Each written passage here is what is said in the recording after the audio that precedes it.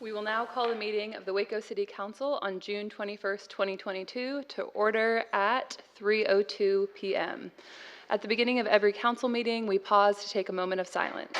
This afternoon, I invite you to join us in remembering the late Lester Gibson. Mr. Gibson was a dedicated community leader who gave his life in service to the greater Waco community. Mr. Gibson served on this dais as a member of the Waco City Council and for many years as a Precinct 2 Commissioner on the McLennan County Commissioner's Court. We are so thankful for his legacy of justice, equity, and neighbor love. Please join me in keeping his beloved wife and children in your thoughts and prayers as we begin this moment of silence.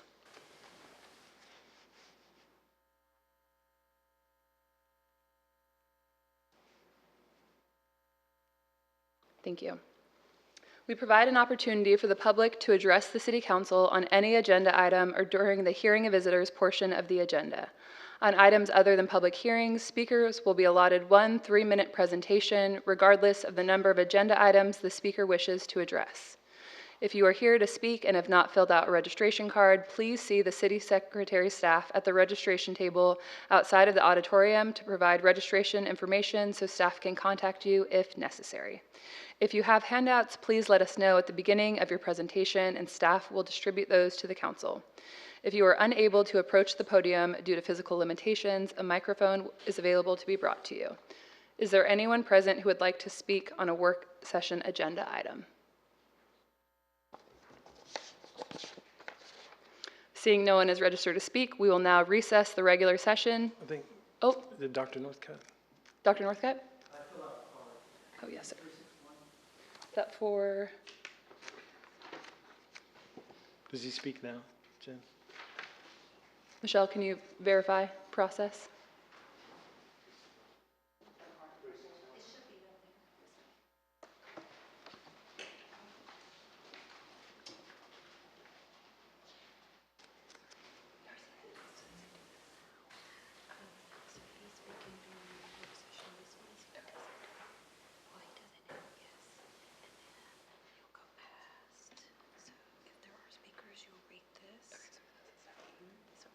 Okay. All right, when called to the podium, please state your name and address for the record. Each speaker must limit comments to 3 minutes. If you're speaking on behalf of a group of 10 or more individuals present, please have those persons stand at the beginning of your comments and you will be given 10 minutes to address the council. Please note that if you stand in support of a person getting 10 minutes, you are forfeiting your right to speak on that item. For anyone addressing the council through the use of a translator, the speaking time will be doubled to accommodate the translation services. While public discourse is very important to the council, we have to maintain order in the meeting so that all persons may be heard and city business may be conducted. If so directed by me, the Sergeant at Arms shall remove from the council any person who, while addressing the city council or while attending the council meeting, makes personal, impertinent, or slanderous remarks, becomes boisterous, or makes unauthorized remarks from the audience, claps hands, stops feet, whistles, yells, or makes similar demonstrations. Dr. Northcutt, you're welcome to come up to the podium.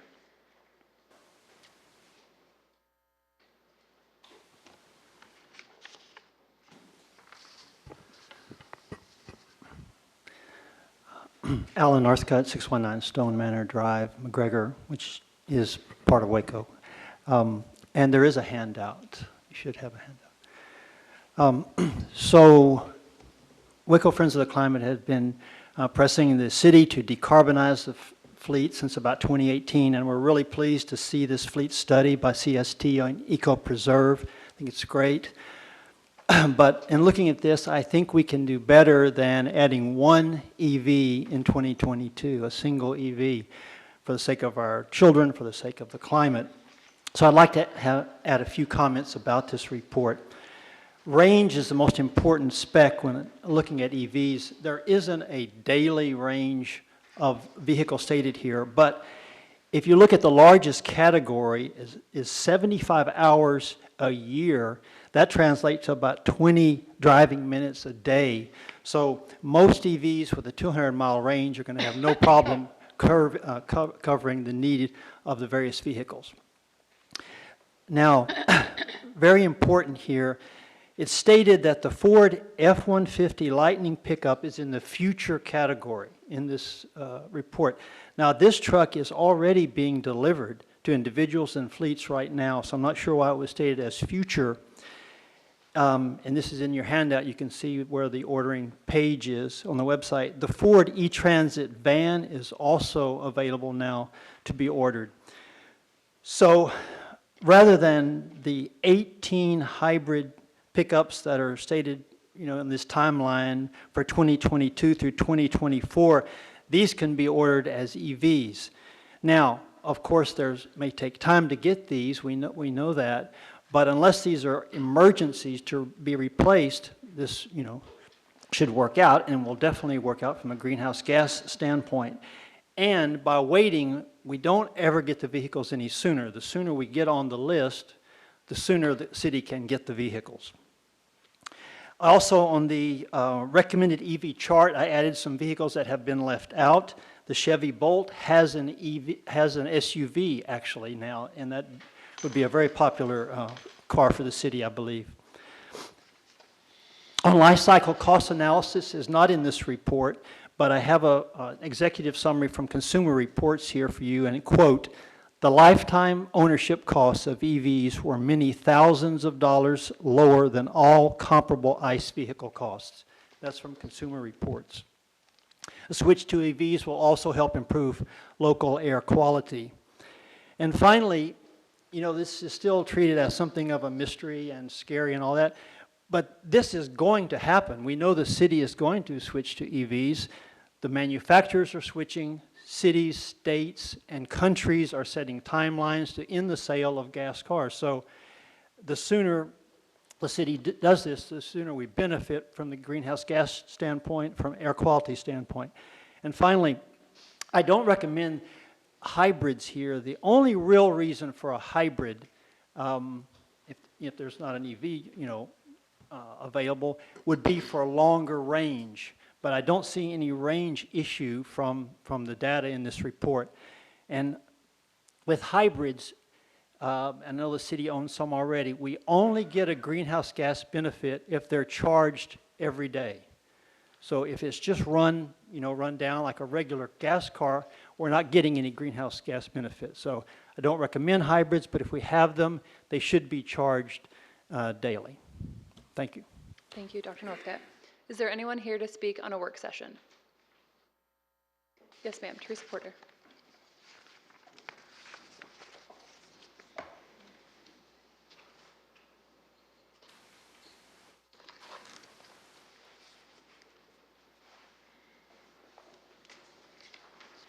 I did fill out a card. I don't know. I guess y'all didn't get it. Anyway, I'm not going to be here later tonight. Sorry, I'll be watching from work. A quick comment on the resolution. I emailed a couple of y'all last council meeting. 391. This extra page they added this time, that's why I didn't say anything last time. That, and I sent y'all a copy of this so y'all know what's out there. I understand the difference between work hours and miles driven. Some of the equipment that the city's talking about replacing, it spends a lot of time working. And, hydraulic pumps and things like that take a lot of extra energy. So miles driven, range miles versus hours, that's kind of a big deal. I get that. If y'all want to play around with a fun tool, you can go to Edmunds.com. They have a cost analysis calculator where you can compare regular passenger vehicles to see what their life cycle is compared to gasoline vehicles. It's a lot of fun to play with. And for these heavier duty vehicles, there's the Run on Less report. I've sent a couple of y'all links. If more of y'all want the links, hit my inbox. The transit thing also, 360, I do hope Serena is going to mention electric transit buses because those would be awesome, especially right now. We need the benefit of the vehicle to grid, charging thing. That would be really awesome. The 361, I am looking forward to this. This is awesome. I'm looking forward to seeing the final draft. It's a really good start. There was one thing I noticed on page 10. Hopefully Ron will clear up. Where in the world did you get that EVCI? I've never seen that before. The industry term for that is EVSE, Electric Vehicle Supply Equipment. So, looking forward to the show. Thanks, y'all. Thank you, Ms. Porter. Is anyone else present to speak on a work session agenda item? All right, we will now recess the regular session and convene to the work session with a report from our city manager. Welcome to the new chair. Council members, I have one change. Sorry, my mic was not on. Thank you. I have one change for the agenda today, and it's regarding Resolution 2022-372. It'll be pulled from the agenda today and scheduled for future consideration, likely in July. We have 6 public hearings on the agenda today. Those will be covered here in a few moments by Clint Peters, our Director of Development Services, in the work session. And from a resolution standpoint, I'd like to highlight 3 of the 23 resolutions, the first being Resolution 381, which approves the purchase of site cleanup services for Lions Park from Tejas Destructors in an amount not to exceed $494,500. This is a 90-day contract in which the public will see the cleanup of the 10-acre site, including excavation and backfill of the decommissioned pool, removal of any remaining structures, fencing, and concrete. During the cleanup, we'll see protection of existing trees. There are some large trees on the site that will be protected, as well as the decorative limestone walls and a revegetation of the site for interim use as a public green space while we plan and design the next phase of Lions Park. As an update to that element of the project, we are underway recruiting design consultants that will help us to come back with a design to the City Council. We expect to pick that design consultant in March of this year, and then we'll go into a real significant public input process in the fall. The second resolution. This Holmes, I'll comment on that too. That is in was in D5. I think now it's in District 4, but that area. I'm glad to see that we're spending the money to go ahead and clean that on up and get it all in good shape. $500,000, and I think we've got. Did we commit another $2 million to the next stage of the project too? I believe, is that right, Brad? We do, and it's likely we'll have to add to that amount as we get further down the road.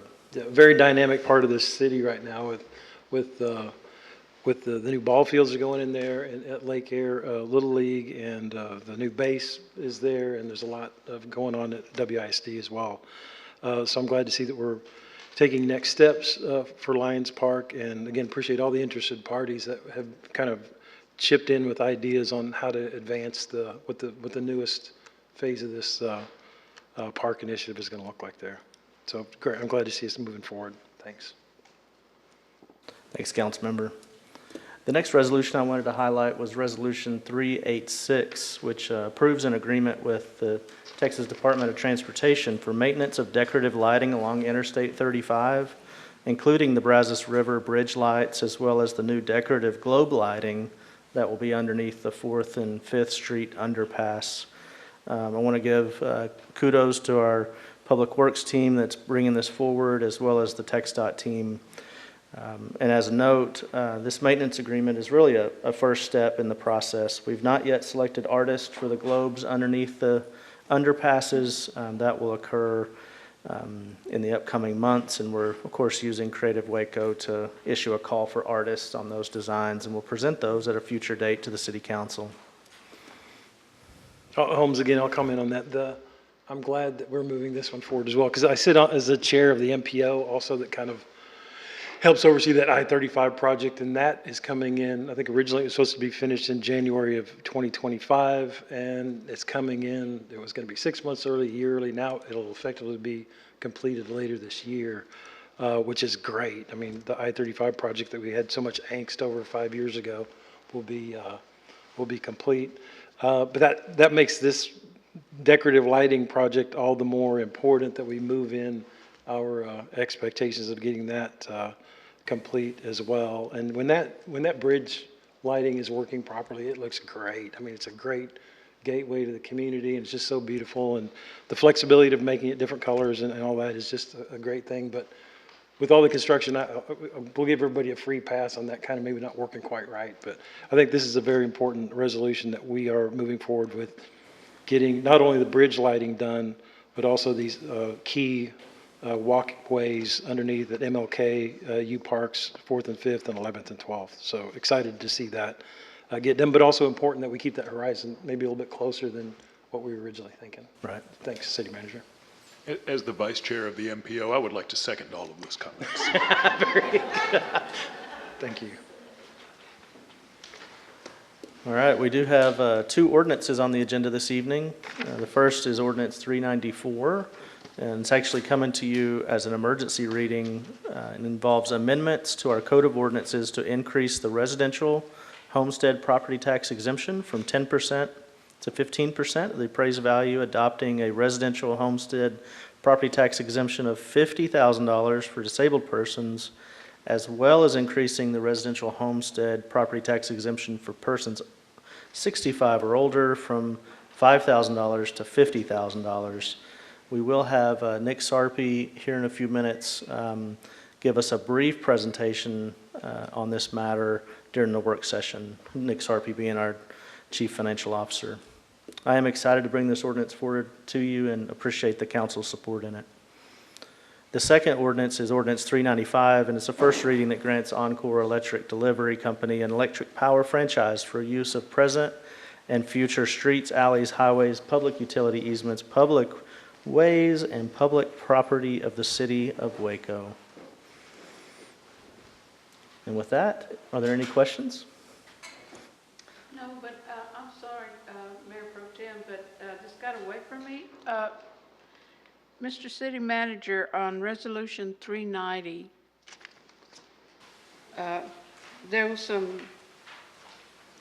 there were a couple of questions that I had on Conley and Nelva, and also the drainage for Sacred Heart Church. Is that going to be worked on? Is it done? Is it what are we doing with that, and what are we doing with Conley and Nelva? Something about the sidewalks on Conley and Nelva. All right. Amy, you want to come up and address those items for us? We'll invite Amy Berlarley Highland up to the microphone on 390.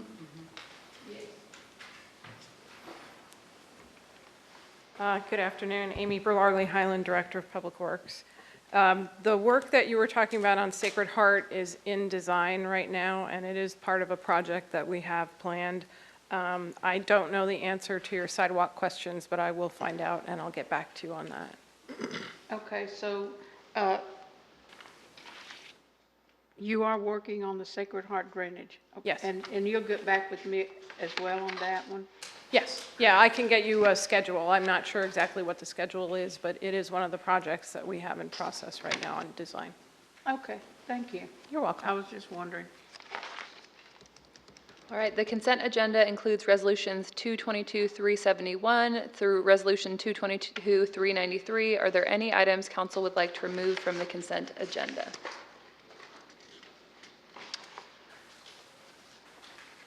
Consent agenda includes resolutions 222-371 through resolutions 222-393, except for resolutions 222-372. The next item on the agenda are work session items 2022-358 through 2022-362. Bradley, would you please introduce the first work session? Our first work session, council, is work session 358, which is a discussion of planning public hearing agenda items that'll be led by Mr. Peters. Thank you, Mayor Pro Tem and council. We do have 6 public hearings tonight. The first one is dealing with our subdivision plats. We have two subdivision plats, the first one being a preliminary plat of the Castle Rock addition. This is a new single-family residential subdivision out in the China Spring area of the city limits. It's on 74 acres, proposed 209 lots off of Yankee Road. You can see Yankee to the bottom of the screen, and North River Crossing to the north here, China Spring High School here. Proposed 209 lots, density just below 3 acres. You can see through the middle of it, there's a large drainage area, and then on the side of it there too. And so they are staying out of the floodplain. They'll have some detention ponds on either side there, and you can see Yankee Road along the frontage.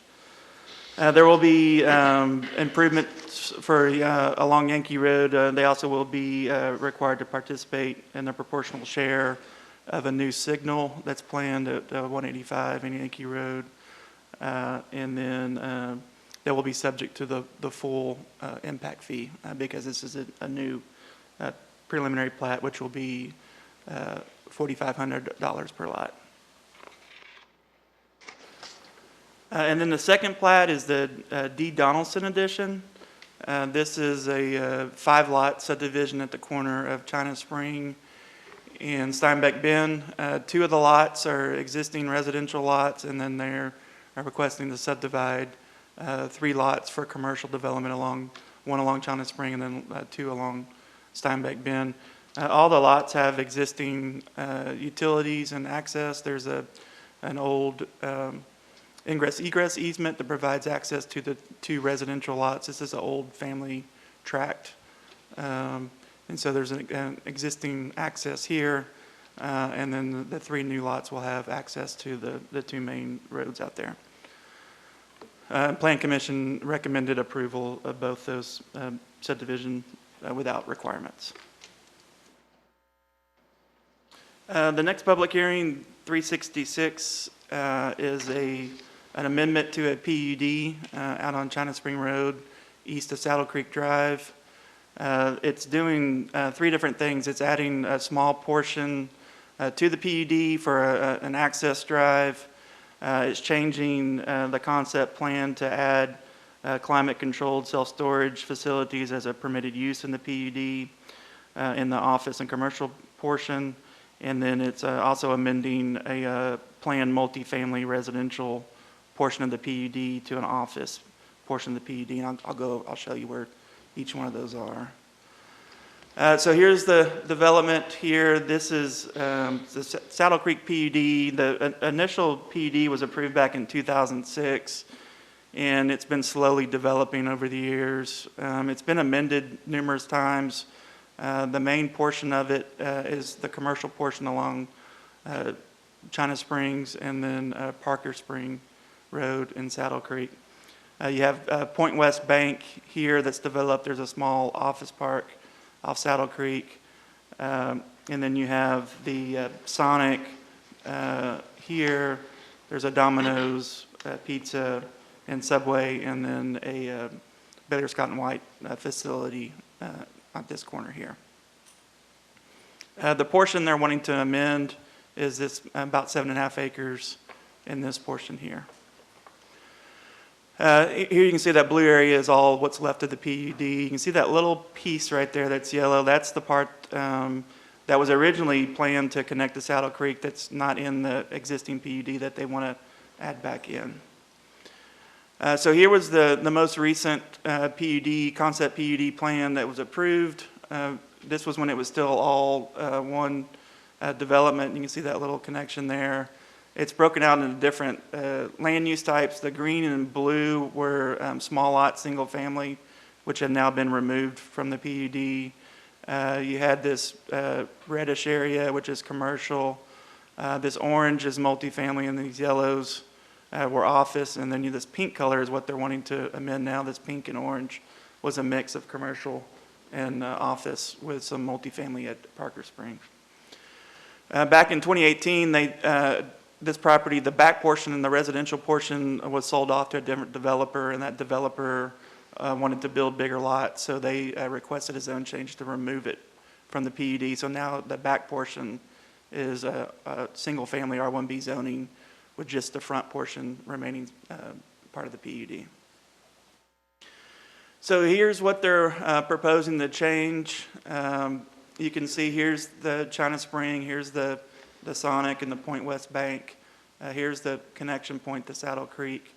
What they're wanting to do is add self-storage, climate control self-storage facilities as a permitted use in the PUD. Currently, there's the uses that were allowed are retail, professional offices, restaurants, personal service shops, banks, and fitness centers, and this would be an additional use. They want to build about a 83,000 square foot building in phase 1 here that will be all climate controlled. They'll still have the commercial uses, retail uses along the frontage on these two, so no changes. This could be developed under the existing PUD. And then they'll have phase 2 of storage buildings in the back, which will be 1 story. And then originally in the PUD, there was a proposal to put some multifamily there, and they are asking to change that to office uses. Here's a little bit better look at the proposal. You can see the phase 1 building. They do storehouse storage. They do have an existing facility that was just built on New Road, which is right next to the Stripe. So this will be their second development in Waco. That would be the big building here in white.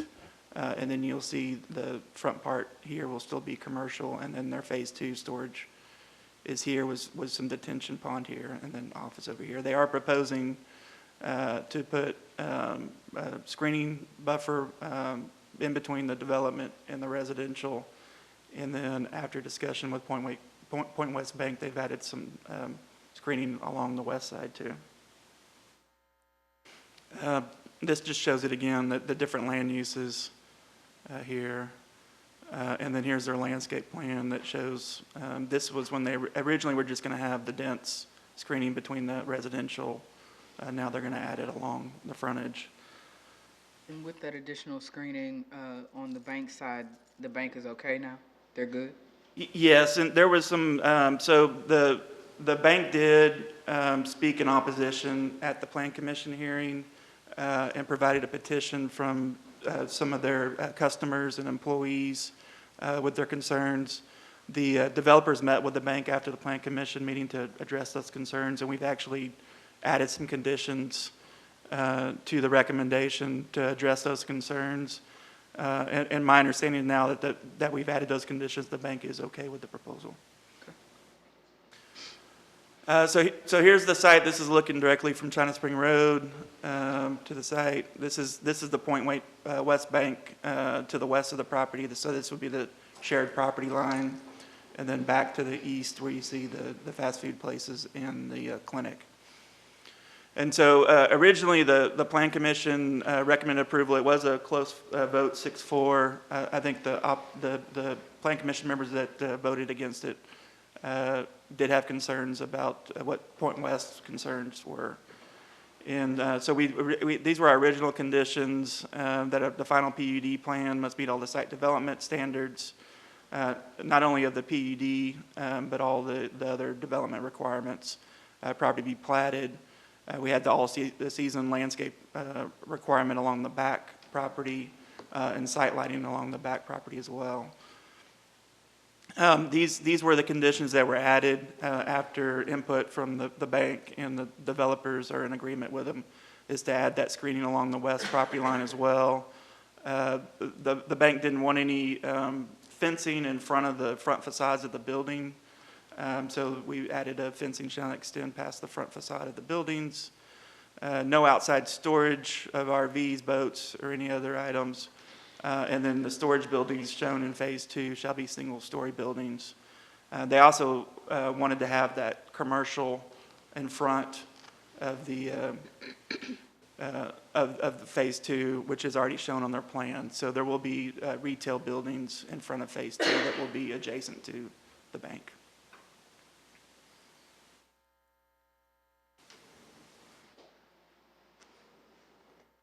Any questions on that one?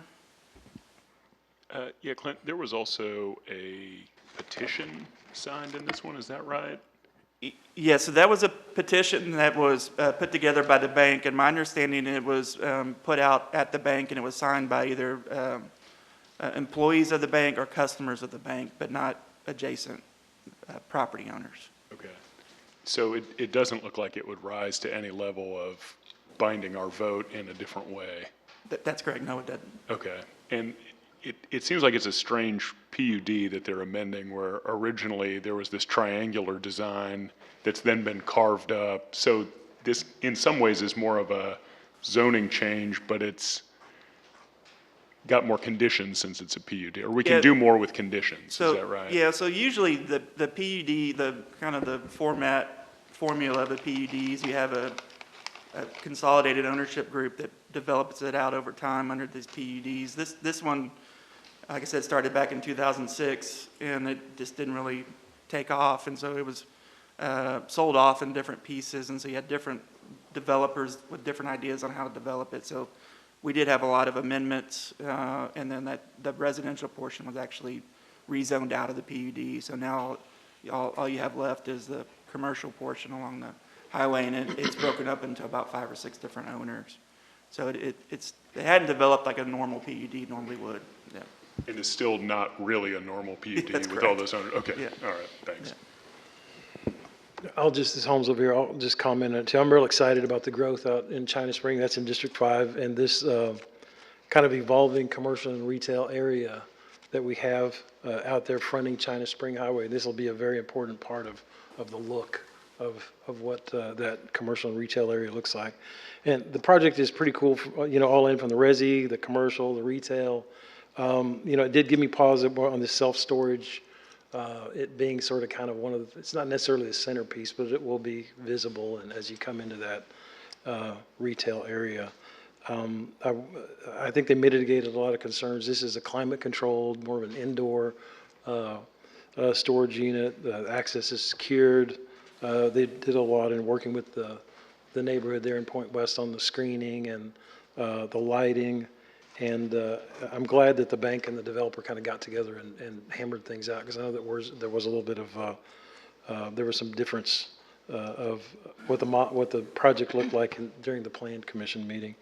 Now, the additional conditions after the Plan Commission meeting were additional fencing, is that right? And the no RVs, and the storage be a single story, the phase 2 storage be a single. Now, is that phase 1 still is a 2-story like in the picture? Yeah, so the phase 1 will be 2 stories. The idea about the fencing is that it doesn't extend past the facade, so it doesn't look like it's like a kind of a prison setting where you see the buildings up front. Yep. And then the phase 2, which is closest to the Point West, will be 1-story buildings. So when you're driving down the street, the facade, what you'll see from the facade will look similar to the other retail uses along there. It won't look like storage units from the front of there. Yeah, and these guys have a couple other projects, storage projects anywhere. I think one on New Road. It's pretty attractive looking building. And so the sequence will be, as you're going out, there'll be the Sonic, then this climate controlled self-storage, and then you'll have the retail after That's right. that, and then the bank. And so I think it'll be the sequence there will be fine. The question I had in following Councilman Borderidge's comment about the supermajority possibility, I know that there was a couple of proximate neighbors that were opposed to it, and I don't know if they've been, since this discussion has taken place, that they've pulled their opposition, but I didn't know whether that combined with potentially some people signing that petition could have been proximate neighbors, and whether the totality of those would create the condition. I just wanted to make sure that we were tracking all that. Yeah, the petition that was submitted, I don't think had addresses on it, so there's no way to verify that. I'm with you. It is, because we had to notice all the property owners within the whole PUD, it is a very large area that was notified. Get back to it. And so just having, there was 1 or 2 homeowners on Bridlewood that signed just sent cards in or emails. it didn't get anywhere close to triggering the supermajority. Okay, thanks, Clint. That's all I had.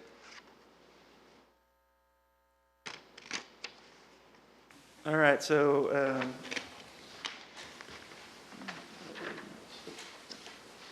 our next public hearing, 367, this is a special permit for a drive-through window for a commercial retail restaurant. This is about a little over 2 acres off 19th Street.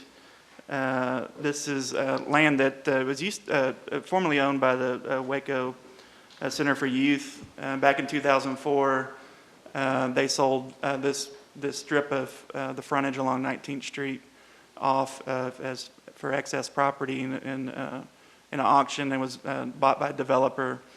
And you've seen development along that frontage over the last 10 years. There's a couple of restaurants and a dollar store, and this is just another piece of it. They are proposing a restaurant with a drive-through, which in our ordinance is allowed in the C2 zoning, but if you're adjacent to single family, you have to go through the special permit process. And so they are requesting a special permit. You can see the zoning there, C2. Center for Youth is R1B zoning. Here's the development. This is for Bush's Chicken. They're moving from across the street over to here. You can see their typical 3-lane drive-through area. So you can get your chicken and your tea separately there. They're going to have some shared drive access with the adjacent properties and then landscaping and parking requirements. You can just see how it ties in with the other uses along there.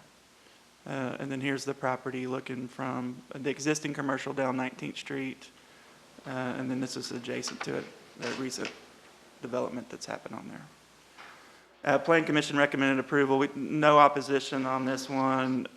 We did get a response back from the Center of Youth. There's a gas line easement there, so they just wanted to make sure everybody was aware of that and that was accounted for in the development process, so it didn't get damaged in construction, and we'll make sure to pass that on when it goes through the plan review process.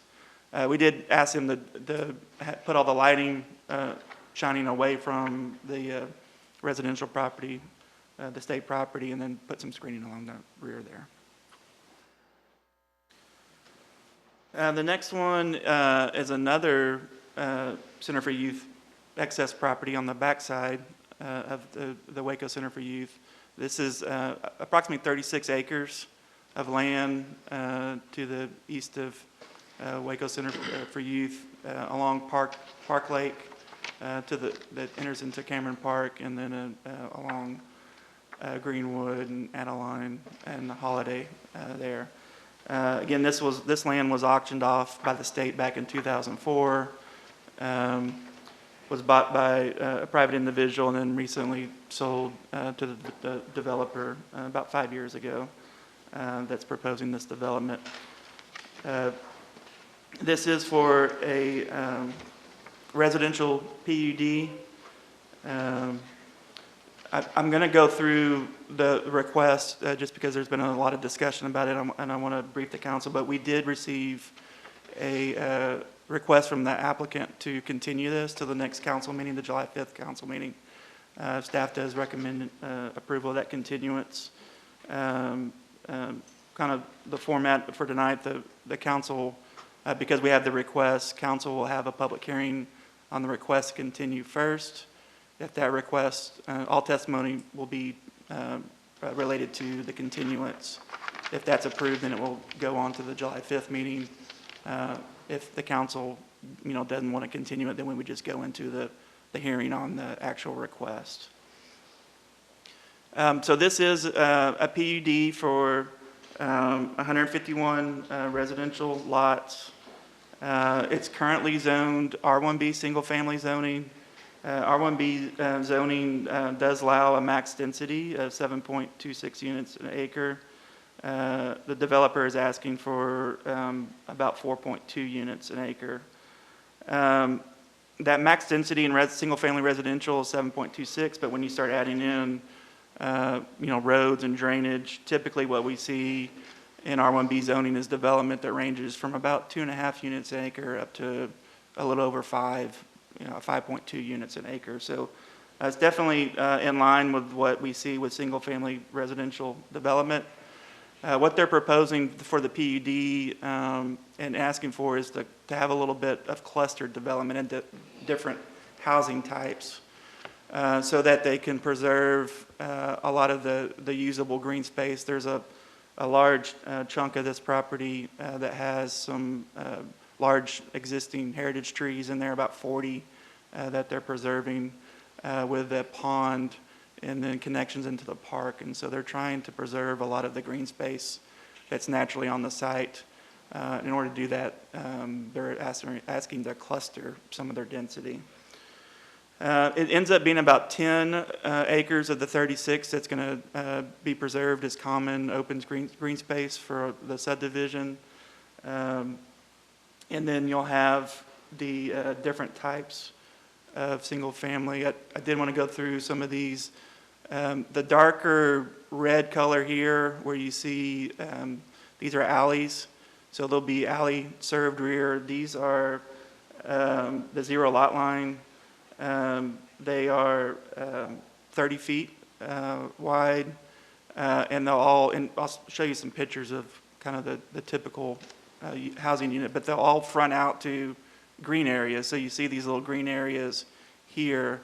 They'll front out to those green areas, a little common space that will open up to a courtyard area, and they'll all be alley loaded with rear garages. The next type is the rear load 50 by 100.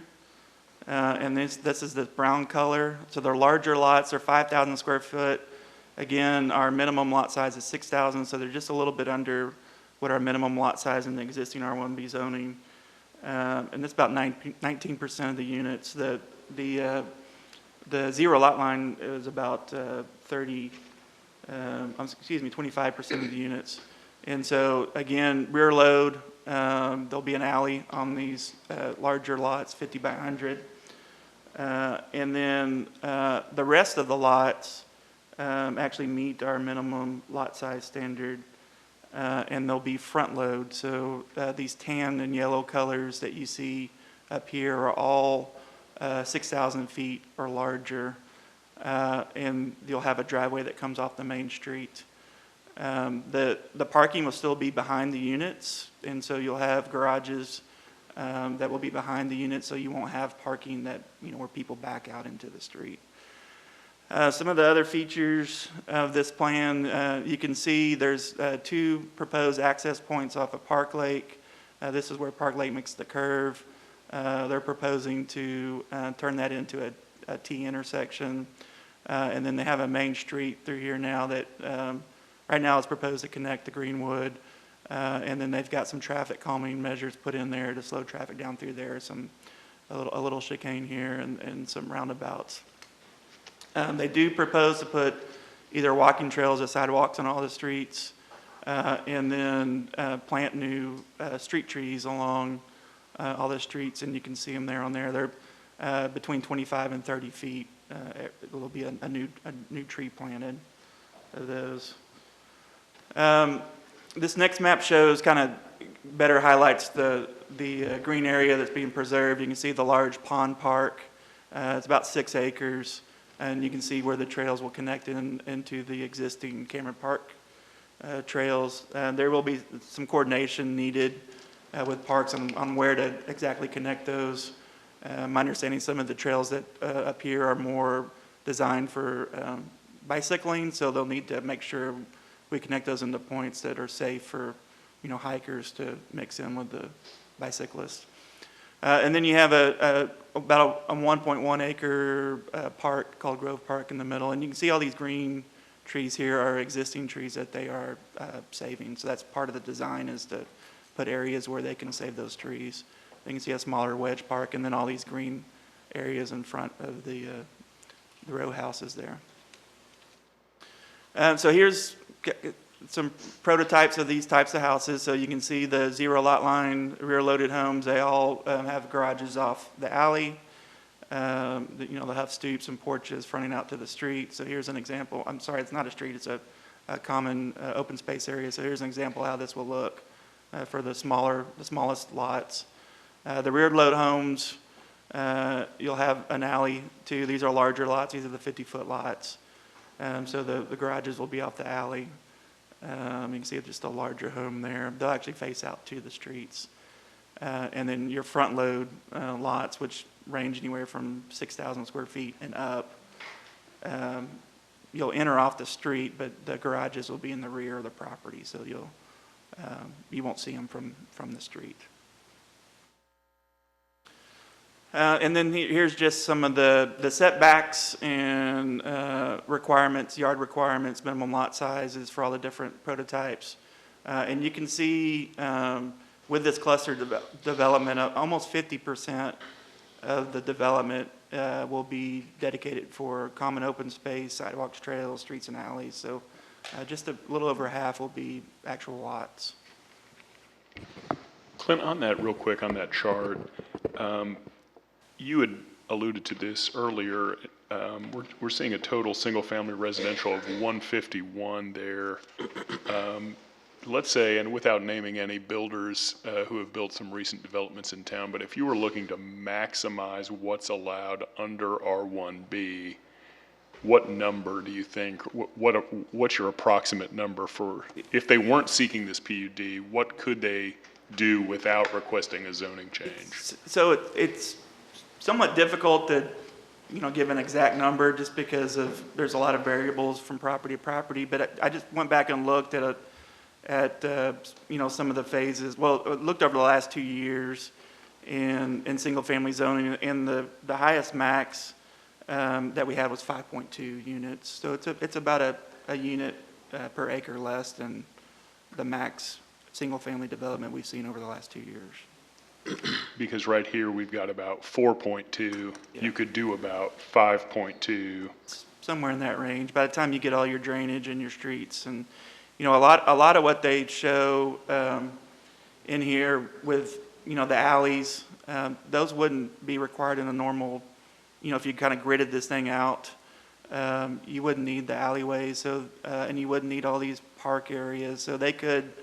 If you just did a minimum 6,000 square foot lot over the whole property, you're probably in that 5 range. So that would roughly be another 35 residences if it's Potentially. one more. So that'd be about Yeah. almost 200. Is that right? No, 180 something. Yeah. What would be, okay. About 185, yeah. Again, it's hard, every site's different until you actually lay it out. I don't know for sure if they could get exactly that amount, but I mean, that's what we see is kind of the high end of the range of what you can get in, is about 5.2. Okay, thank you, appreciate it. Here's the proposed conceptual drainage plan. There's an existing pond on the site already, and so they are proposing to expand that pond for detention. They will have to meet our stormwater regulations, which requires all post-development drainage flows to equal pre-development drainage flows. So they will have to meet those requirements. So their proposal is to increase that pond for part of the amenity area and then discharge this same or less flows off the property. Water, this is in pressure plane 2, which has a pretty good water pressure, 70 to 80 psi. There was some concerns raised by the neighborhood, adjacent neighborhood, about this impacting water pressure, but that neighborhood's in a different pressure plane. It's a pressure plane 1, so this will not have any impact on the water pressures of the neighborhood to the south. And then here's the development. This is looking from Park Lake. You can see a lot of the big trees that you can see where they've tagged them. Those are the ones that will be preserved in that park area. This is looking back from Park Lake back towards Center for Youth. And this is Park Lake looking back towards 19th Street. This is where it makes a turn. So this will be proposed. The way they'll do it is this will be a T intersection now. So you actually stop here and take a left to go in the park or right into the subdivision. This is looking back from the other direction. On Greenwood, this is a lot of the area that's open. This is Greenwood Street. So currently they do have a connection in the Greenwood. One of the things that staff and the Plan Commission recommended was that they conduct a traffic impact analysis to look at the traffic impact. That was a big concern raised from the neighborhood, is the impact on traffic, especially back into the neighborhood on the Greenwood side. So they have hired a traffic engineer that the city has approved that does a lot of work for the city on different projects, and they have started work on the TIA. With the traffic analysis, is the team going to look at the possibility of if Greenwood was closed off only for fire access, so that way this is meeting one of the express needs of the residents? So yes, we did have a scope meeting with the traffic engineer, and we did ask them to look at both options of having the traffic dispersed, both directions, and then also looking at it if that connection to Greenwood would just be an emergency access. We still would want to keep pedestrian and bicycle access, but just limiting the vehicle access to emergency access, and they're going to look at that as well, that option as well. Great. This is Adeline. The lots that back up to Adeline will be the front entry lots, so there will be no access to Adeline at all from this development. And then here's the recommendation. I will say the developer and staff did meet with the neighborhood association. They provided a bunch of good feedback on the project. The developer did change up their concept. Some of the lots along, I'll go back to the plan so you see what I'm talking about. Some of the lots along the back that face Adeline, they were a little bit smaller in their original plan, and they did largen those. There actually was another access point to Marywood. They took that out and just had the two access points there, and then they also added the traffic calming features, so this wouldn't turn into a cut through. They did also add dark sky friendly, some lighting into their concept plan that was a lot of the feedback that the neighborhood addressed. Some of the other conditions that are in the PUD,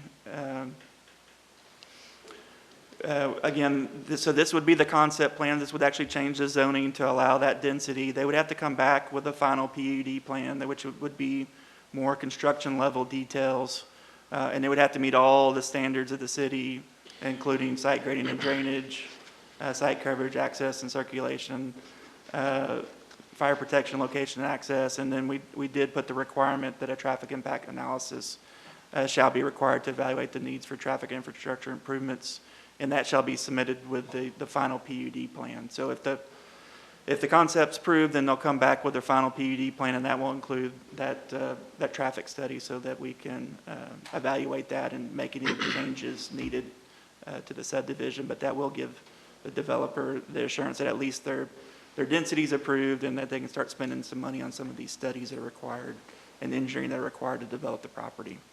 There is a sanitary sewer study to be required too. The property kind of splits, and the sewer will go in different directions, and so they'll need to study that and make sure the infrastructure is adequate there. It has to be platted, meet all the development requirements, subdivision requirements. There was a lot of concern about dust during construction and just access to the property from construction vehicles, so we did put some conditions in there about all construction vehicles and equipment shall access the property through Park Lake instead of through the neighborhood, and that they do a dust mitigation plan as well submitted with their construction plans. And then we talked about the access that Adeline Drive shall be prohibited on the lots that abut that street. Plan Commission did vote 10-0 to approve this. We did have about 20 speakers there that either opposed it or brought up concerns about the development. And then, we had the several meetings with the neighborhood association and the developer. Clint, I have one last question for you. Can you go back to the slide that has the various design possibilities of the homes? I'm curious how, with PUD, do those have to match our design standards? These are all beautiful designs, but they don't necessarily each strike me as being reflective of the larger neighborhood in which they're set. Talk to me about that. Yeah, so they'll have to meet our design standard ordinances. So, again, these are concepts and, different prototypes, but with the final PUD plan, they'll have to submit their specific types of elevations so we can review that in the final PUD part of it. And in Cameron Park Neighborhood Association, fitting the community is very vast because they're very different sets of housings in the Cameron Park neighborhood. Yeah. Were you finished, Mayor Pro Tem? Yes, ma'am. Thank you, Clint. So with the PUD, if we decide to move forward tonight, I know the developers have asked for an extension, but should we decide to move forward tonight, for clarity, especially, because I know there were lots of questions within the neighborhood association, within the surrounding communities, for clarity about what all this means to them. One, as one of my council members mentioned earlier, I think it was Councilmember Borderud, that if the PUD wasn't here with its current zoning, none of the conditions that are in place now, or the conversations that can be made and conditions placed on these developers for a specific standard in reflection of what we've required for the city would be necessary per se. Is that correct? That's correct. There are some. There's standards. There's some minimum but standards. But the PUDs usually have greater conditions and okay. So one. Number two, between the vote, the vote today allows the developers to go ahead and move forward, that they're on the right track with density and all that business. However, can you talk to me a little bit more about the timeline to the final PUD? Because I realize that, the TIA is the traffic is always a great concern. Traffic and flooding are going to be major concerns in any neighborhood, in all neighborhoods. And I know that there was some grave concerns about uptick in traffic through Cameron Park, through those many streets that, go through. And I think that from what I'm seeing, those things have been addressed. I still have a few more questions because I'm like looking at the two entry points.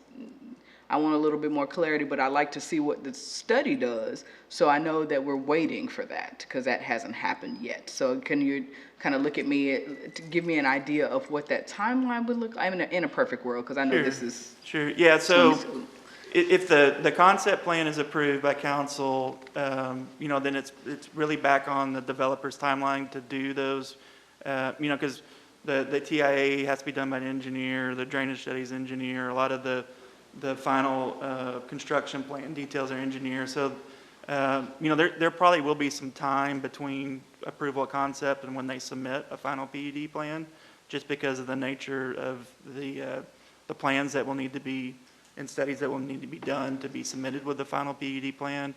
So, I anticipate that they would come back in a couple of months with a final PUD application. It goes through the same public hearing process as the concept. We noticed the neighborhood association, all the property owners went 200 feet. It's the only difference is the final PUD plan is approved by resolution instead of ordinance. Sure. Because this is the actual. To change. Yeah, this is the actual zoning change, and then the final PUD is really a resolution affirming that it's met all the conditions of the concept plan, and then it brings in all the construction detail level stuff along with it.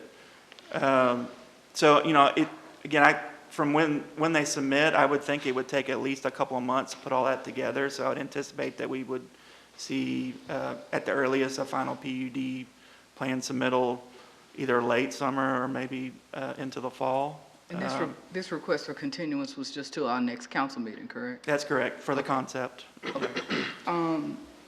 Also, and because you've been in conversation with both the neighborhood association and the developers, do you believe that with that communication would remain consistent and constant? That I think because they've been kind of walking in step with hearing from the neighborhood association, and I'm just wanting to make sure that even with this, Sure, if that- it was a delay, that they would still be Yeah, in communication. that's our expectation, to continue to communicate with the neighborhood association.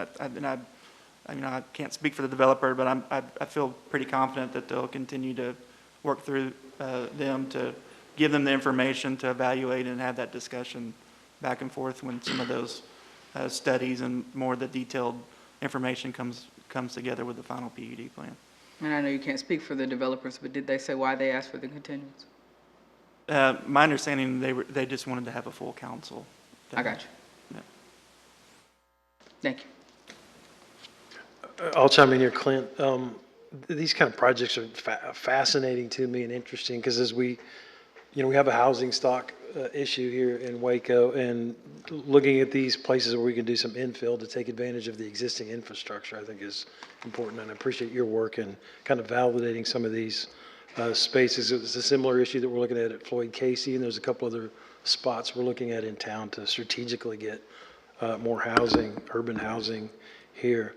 Again, this is an interesting one to me because this is the existing zoning is already R1B, right? And I think my fellow council members have already talked about the density kind of is, this isn't going to be any more dense through a PUD than it would be if somebody just started building homes one after the other, cookie cutter. So I like the aspect, as Councilmember Bearfield has said, being thoughtful about how we put this in, if and as we implement the plan. I like the green space in here, that you're preserving some trails. The mini parks are kind of a neat feature also. And I think it all comes down to this traffic impact analysis, which I think everybody's kind of recognized that how this thing affects Greenwood and Adeline and that neighborhood. And if anybody wants to see a cool cross-section of Waco, and the 20 people you talked about that talked at the Plan Commission meeting, that was very, everybody should watch that on Waco City Cable Channel. The folks that were talking about taking care of each other, showing concern about traffic there and wanting to preserve the neighborhood. But it was made me proud to be a Wacoan. I'm happy to see that the developers and the neighborhood association continue to communicate, and it sounds like we've come up with kind of a concept to mitigate some of those traffic concerns about access to Greenwood there. So it sounds like everything's moving in the right direction, and if the developer needs a little bit extra time to keep that dialogue going, I'll be supportive of that tonight. Thanks, Clint.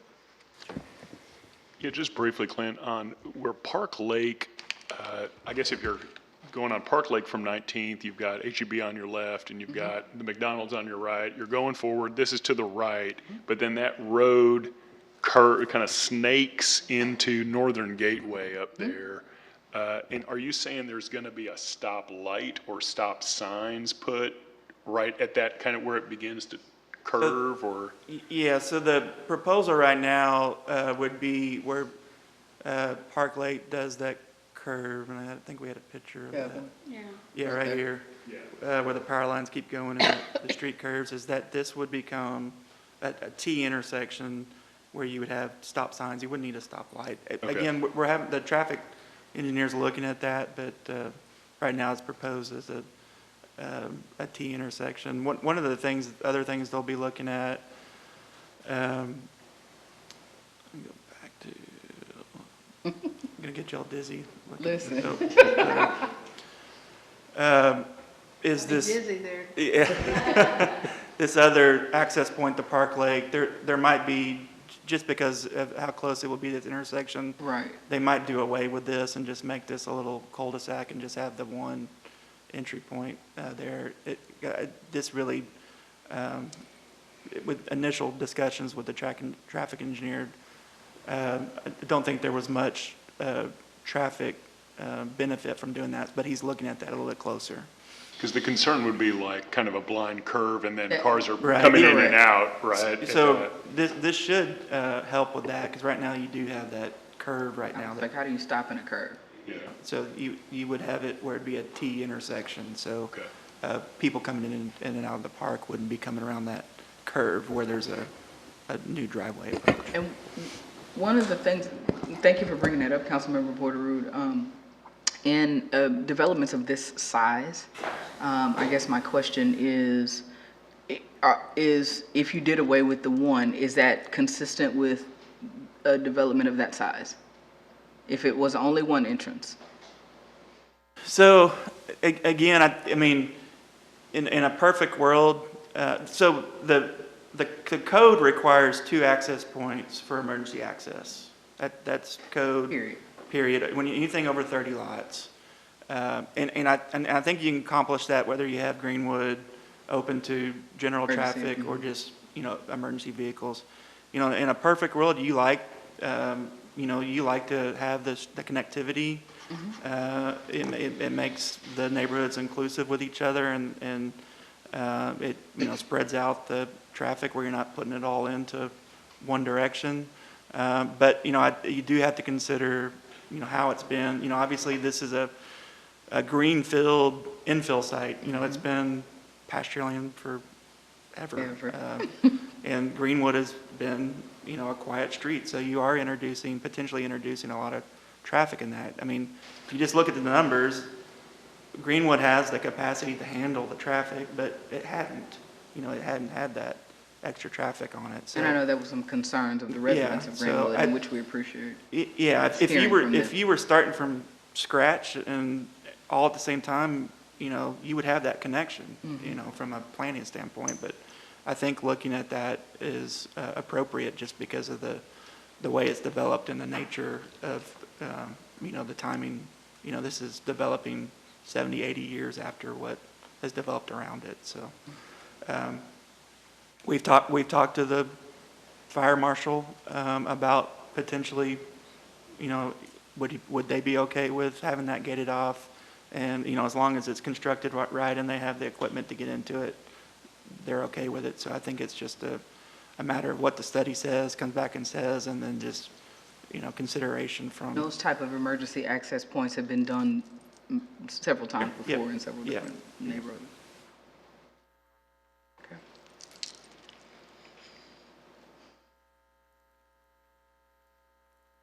All right, so got 2 more. The next public hearing, 369, is another PUD amendment. This is our PUD meeting. This is for the Dwyer Group facility, which is now Neighborly, where their office and training center is at the corner of Bosque and 4th Street. They have recently acquired 2 lots next to their facility and wanting to amend their PUD to add some additional parking space there. This is their original approved PUD. You can see it just has the one driveway back to Lorraine Street. And then that's what they're proposing to add about 25 more parking spaces for their facility, training facility there. That would just tie into the existing parking there. Here's pictures of it. So it'd be this area over here. We had no responses from the public hearing, and Plan Commission did recommend approval. We did put some screening requirements from the adjacent residential on there, and lighting requirements. And then our last public hearing is a request for abandonment of a portion of South 21st Street. This is in between Franklin and Mary Avenue, where 21st Street dead ends into the right-of-way of Mary. There's no street there. The request is by these 2 last property owners. The access to those buildings and properties is not very good, so they're wanting a little bit better access to be able to construct some loading docks onto their building. See how the right-of-way would be split there. This is the end of the right-of-way we're talking about on 21st, looking from Franklin. You can see this is actually right-of-way right here that would be abandoned. There's no public utilities in that section of 21st Street, and we don't need it for access, so staff Plan Commission both recommended approval of it. Awesome. Thank you, Clint. Hey, I had one question, Mayor Pro Tem, of Clint, on this one. In the package, it's kind of a rogue map, I think on page 252, that was attached to this presentation. And I think it's a different, can you confirm Yeah. that that is a different That is a different abandoned? one and shouldn't be in there. Okay, I just want to make sure we weren't approving That's a something. preview for one next month. All I right, don't I know want to that make sure we yet. weren't approving something that we didn't have on the agenda.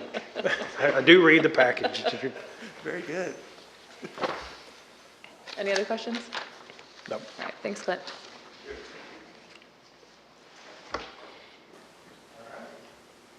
Our second work session, hopefully Nick can keep us more abbreviated than that.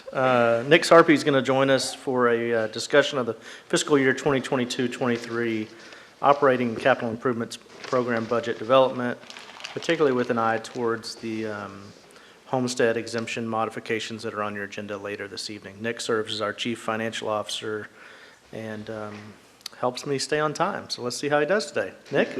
No pressure. Good afternoon, Council. So just like for budget and audit and the last council meeting, we just wanted to give you an update on the development of the 23 budget with a focus primarily on the tax exemption recommendations and the changes that will be in the emergency ordinance that you will have before you this evening. So just as a summary, increasing the over 65 from 5,000 to 50,000, establishing a disabled exemption of 50,000 and increasing the homestead by 5% to 15%. This slide shows the difference between what we currently have and what we're proposing and the savings that a property owner would see. So for a homestead, it's about $75. For over 65, it's over $400. And the equivalent tax rate reduction that we would have to do within a vacuum in order to achieve those savings. That's all I got. And Nick, for the benefit of the public, can you just briefly restate why we've got to do this before the end of the month on an emergency basis and not later, closer to budget time? So for the homestead exemption, state law requires that it be approved before July 1st. And so given the timeline and when the final rolls come out, you have to approve it before you receive the final rolls because the final rolls aren't due until July 25th. So basically you have to operate based off of your preliminary rolls and prior year data in order to determine if you're going to do this. So that's why we have to do it pretty much today, under an emergency basis. Thank you. Thanks. Nicholas, thanks for the presentation there, and I appreciate staff's work on these property tax exemptions. And as I said last week when we started talking about this, my constituents are concerned about rising home values, in particular the retired homeowners on fixed income. So I approached staff after last year's budget, as everybody is seeing values rise, about what can we do on exemptions here and tax rate cuts. So I appreciate your work here. And so, as we talked about it last week and in budget and audit, it's a complex model. It's not just you plug this in and you can automatically spit out that we can do this. So I appreciate you, the surgical approach that your team has taken here. And that includes peer city reviews, what are other places doing, and what can we do. And again, this is for the exemptions on the books for Waco homeowners. There's already a 10% cap year over year. It can't go any higher than that from last year's taxable value, market value versus taxable value. And we had a $5,000 deduction for those over 65. We raised that to 50, which I think is great. We had a 10% deduction for homestead, and that's 10% of market value that's deducted, not 10% of market value or taxable value. So it's actually a bit of a whipsaw effect on reducing your tax bill. So we raised that from 10 to 15. Again, I appreciate the work you have done on that. The 50,000 to me creates kind of an equitable nature of if you have a $200,000 house at 50,000 or taxable value, that 50,000 is a big number on your taxes. If you have $1 million house or whatever, it's not quite as much. So I like the aspect that we're looking out for all Wacoans here, and the 15% deduction, same way. As I said, that it's a 15% of market value, and people need to take a look at their tax statements and understand what a material effect this will have on taxes, not only this year, but going forward. With not only the 10% cap, but also these exemptions as for homeowners and over 65. And the net effect is, and you said this last time, it removes $5 million of revenue from our budget. And we need to keep that in mind too. With last year's $160 million budget, I think we can look through cost of living increases, through inflation for materials and services, that our budget will be going up. I mean, our expenses are going to go up in our 2023 budget. And we'll be needing to make some service level decisions. We're going to be making capital improvement decisions, maybe elongating some of those programs. But I'm happy to see that we've calculated this exemption. And like Councilmember Border had mentioned, we have to kind of decouple, because I would rather done this all at the same time, where we could say, you know, we can do this tax rate cut and this exemption calculus, and this will cost whatever, $10 million, or we've already said 5, but we can't. We have to have this one done first, so we're kind of doing this sequentially, which isn't optimal, but I hope that we will be thinking about also, and I've gotten a lot of feedback since this kind of became a public issue on the exemptions. We have a lot of renters in this city as well, and as the tax rates stay the same and values go up, that creates more burden on the rental owners, and that is going to be passed on to the renters, and that's a vulnerable population as well. So I'm hoping we have enough room in the budget this year to be looking at tax rate cuts there too, to get both the homeowners, which I think we've done a very solid concession here or program here, to be thinking about the renters as well. And at the end of the day, I hope we can figure out a way to do a meaningful tax rate cut also. But again, wish we could look at all this at the same time, but we've got to move on this one, and I'm fully supportive of it. And as we get those figures in on the final tax base, it'll be interesting to see what we can do for the commercial businesses as well. Thanks, Nick. All right, our next work session is work session 360, which is a discussion of the Waco Transit System Fixed Route Realignment Study, also known as Reimagine Waco Transit. You're going to see a number of 3, I believe, scenarios discussed by the team about reimagining Waco Transit alongside their operating costs that have been developed from the said study. I'm excited for Serena Stevenson to introduce this presentation. She serves as our general manager at Waco Transit. She's joined at the table by Ed Alam, who serves as director of planning and vice president at Alliance Transportation Group, ATG. And I'm going to turn it over to Serena. Thank you. Bradley. Good afternoon, Mayor Pro Tem, council members, City Manager Ford, and the Deputy City Manager Emerson. This presentation today will cover how the Fixed Route Realignment Study assessed the current state of transportation mobility in Waco. It speaks to how our transit network can be enhanced with customized solutions to increase ridership, frequency, and improve our connectivity. And we want to look at those not only for individuals that may be transit dependent, but we also want to look at that from a perspective of choice riders. The study will help guide the decision-making process as a scenario selection is considered to meet the growing transportation needs in the Waco community.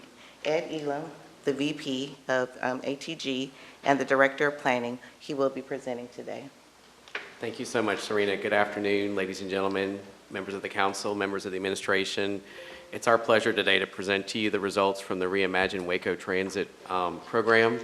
I know some of you have seen the information on the project as we've moved ahead through the MPO and public process, so we want to present a little bit of background today about where we've been. We want to talk about what we've learned from not just talking with the business community and members of the community at large, but also how this influences the scenarios that you're going to hear about today. In the process of looking at scenarios, we do have some initial information on projected costs, potential ridership, and other next steps.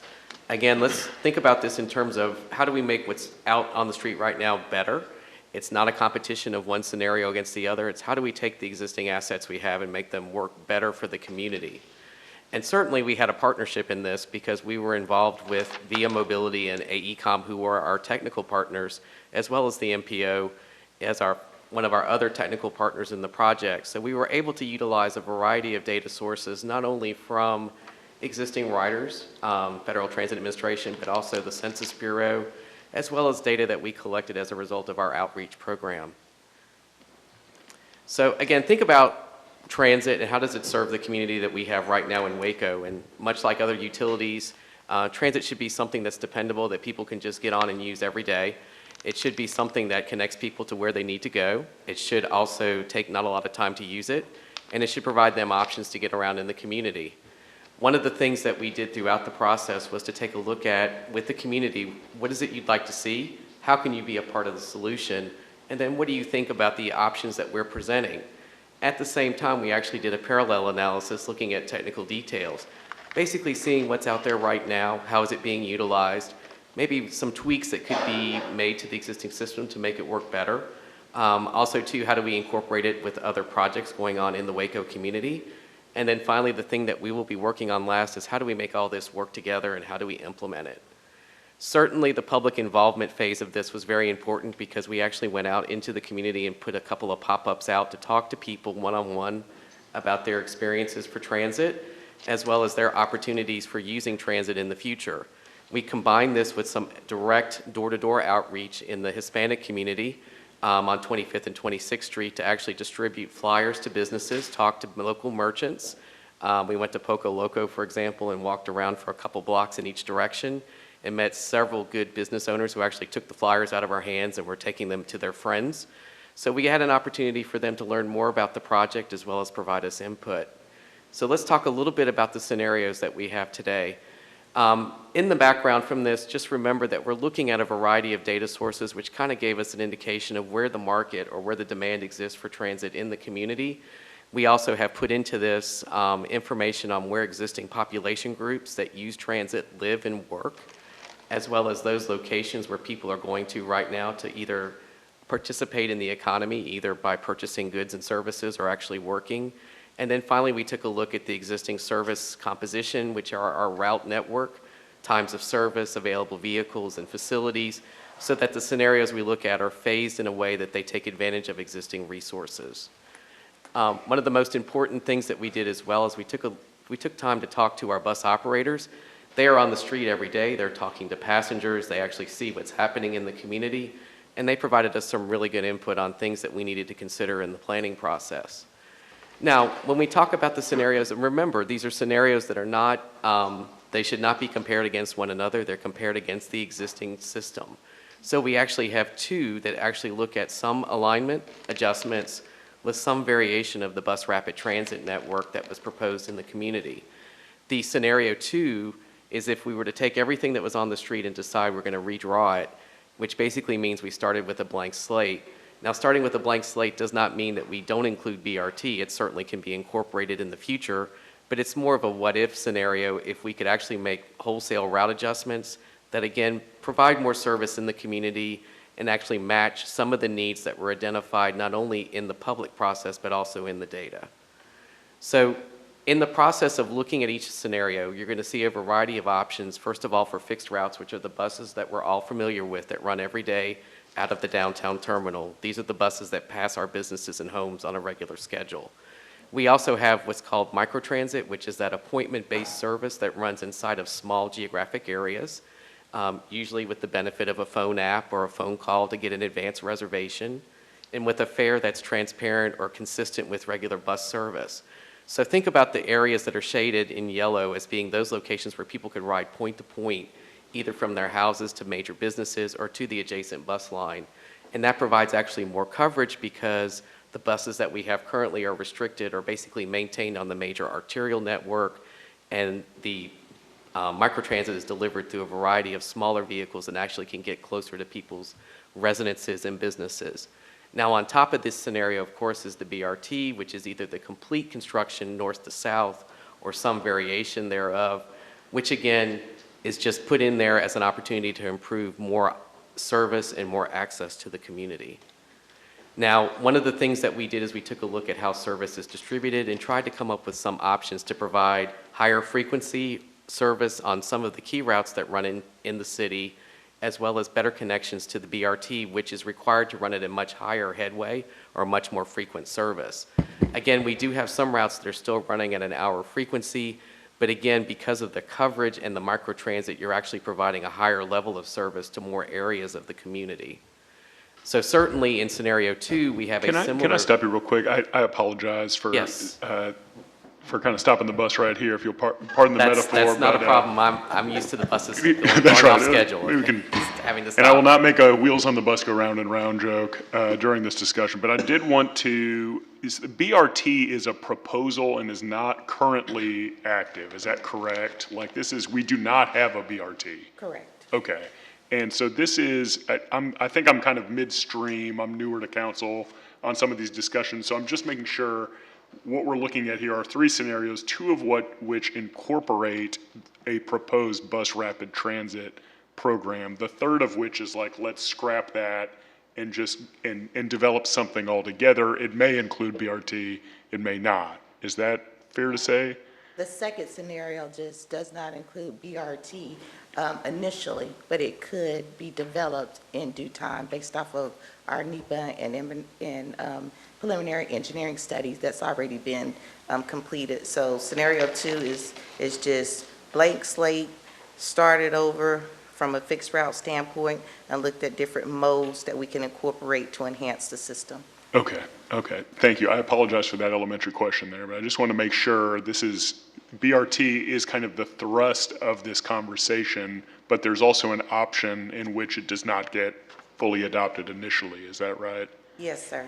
Okay. Because they wanted us to provide additional options and scenarios in addition to just presenting a BRT as the option to enhance our current transit system. So Okay. that's why we came with the blank slate scenario. Okay. All right, Along thank you. similar lines, Councilmember Bordard and I rolled onto council at the same time, so I'm in a similar state of trying to piece all the elements together. So on this current slide and the slide before it, these are both not currently existing routes, but are like the scenario 1AB, those are proposed BRT routes with all the different colors, and then scenario 2, those could be potential scenario 2 new routes. Is that Actually, right? routes 1 through 9 are variations of existing routes that run in the city. They're just Okay. minorly adjusted based upon movement, and I'll show you some of this in the slideshow, based upon community comments or the data analysis that we completed. Okay. The dash line, which unfortunately I can't, and those of It's you who were. purple. Yeah, the purple line, thank It's the you. purple kind of dotted line. That's the actual BRT corridor, Oh, okay, that's helpful. running right through the center of town. Thank you. Sure. So in the scenario number 2, again, we took a look at some existing routes. And again, part of the reason you don't want to totally scrap everything is because we have people who depend on those routes on a daily basis. And what we're trying to do is make them just a little bit better. We could straighten them out, actually make them run bi-directional, which means buses are passing one another so that it's much more frequent in terms of service. Think of it this way, you don't have to actually travel all the way back downtown to go to places. If you have buses passing one another, you can cross the street and actually get on another bus and keep traveling. But you also have the microtransit zones here, both north of the river and down south in the industrial zone, so that you do have that coverage for folks to get to major facilities on an as-needed or as-scheduled basis. The net effect of the scenarios, again, is to increase the available service in the community, which is very important. It also looks at providing better frequency, and then by providing better connectivity, folks are able to do things like take microtransit to a bus route to get to locations that right now they may not be able to get to very conveniently. So one of the things that we did do in this scenario was that we did use the transit market scores, which basically are the variables that we looked at from the population, employment, housing, the locations of major destinations to figure out where the highest frequency service needs to be applied. And again, we tried to make the routes that connect to those feed in at a little bit lower frequency. It doesn't mean that folks don't get service that's equal. It just means that everybody is working together. The buses are better coordinated. It ultimately leads to less travel time, hopefully, between point A and point B. So our public involvement phase 2 was actually just conducted in April, and we actually had a business community outreach meeting on the 21st here in Waco. We actually did an online meeting, and then we followed up with an in-person meeting at the MPO. We also did an open house at the community center in the neighborhood south of Waco, where we talked to neighborhood leaders about the transit project as well as some of the route options. So they actually took a look at scenarios 1 and 2, 1A and 1B and number 2, and they actually gave us some really good input. We also, again, like we said, visited some spots up and down throughout Waco to drop off flyers prior to those meetings, as well as in the focus efforts that we discussed in the Hispanic community. So that, again, folks had plenty of opportunity throughout April, May, June, first part of June, to provide input to us, either directly through Waco Transit or through the online portal that we have for the project. So what we generally learned was that scenarios 1A and 1B, that most folks really liked the idea of seeing increased frequency, that they wanted to see more time savings from transit scenarios that were recommended.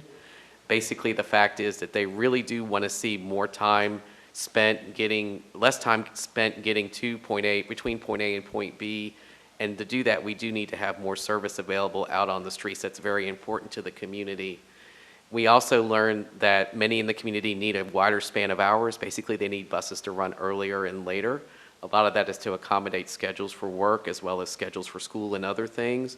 And again, we found most people felt the same way. This is a trend that we're seeing in a lot of transit systems, again, because people are resuming their normal life. They need to get to facilities that provide them critical services. Many of us understand that some of our own facilities that we go to, some of our retail, restaurants, doctors, and other things are changing schedules because of staffing, and folks who are using transit are finding similar needs as well. They need transit to be responsive to the times and days when they need it most. What was the question on that slide again? Basically, we learned what true, false, what was the? I personally don't like the way that slide states. It's more the feedback of the wider span of hours. We asked people, could they benefit from having more hours of service available, and the answer was yes. That would be helpful, yeah. Got it. Sorry about that. And that feedback was, you're asking, would the option 1 benefit me? It's overwhelmingly yes, or will it save me time? Yes. And then would option 2 save me time? Yes. Also similar, like 60+%. Yes. Yes, so both of these got good They've both got good marks. reception, both scenarios, I guess. Okay. Yes, sir.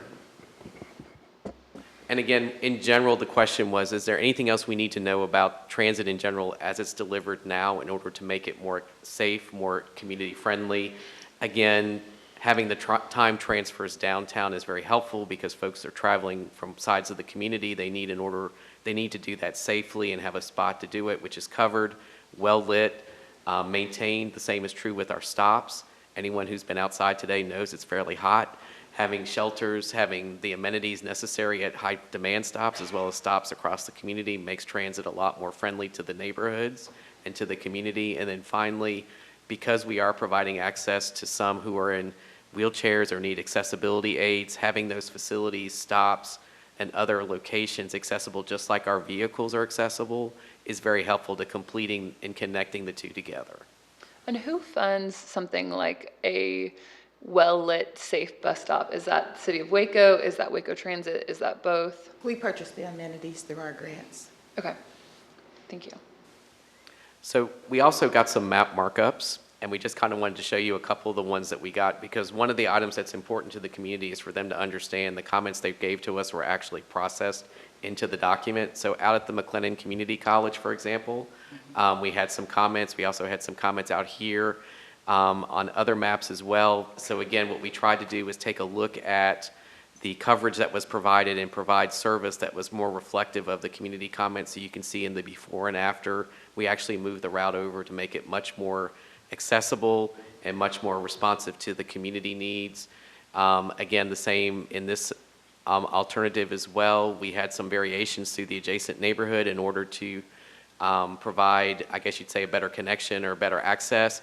But we found that by moving it and making it more direct, we get the same coverage, we have the same time savings. It actually makes it easier for folks to get around over by the HEB.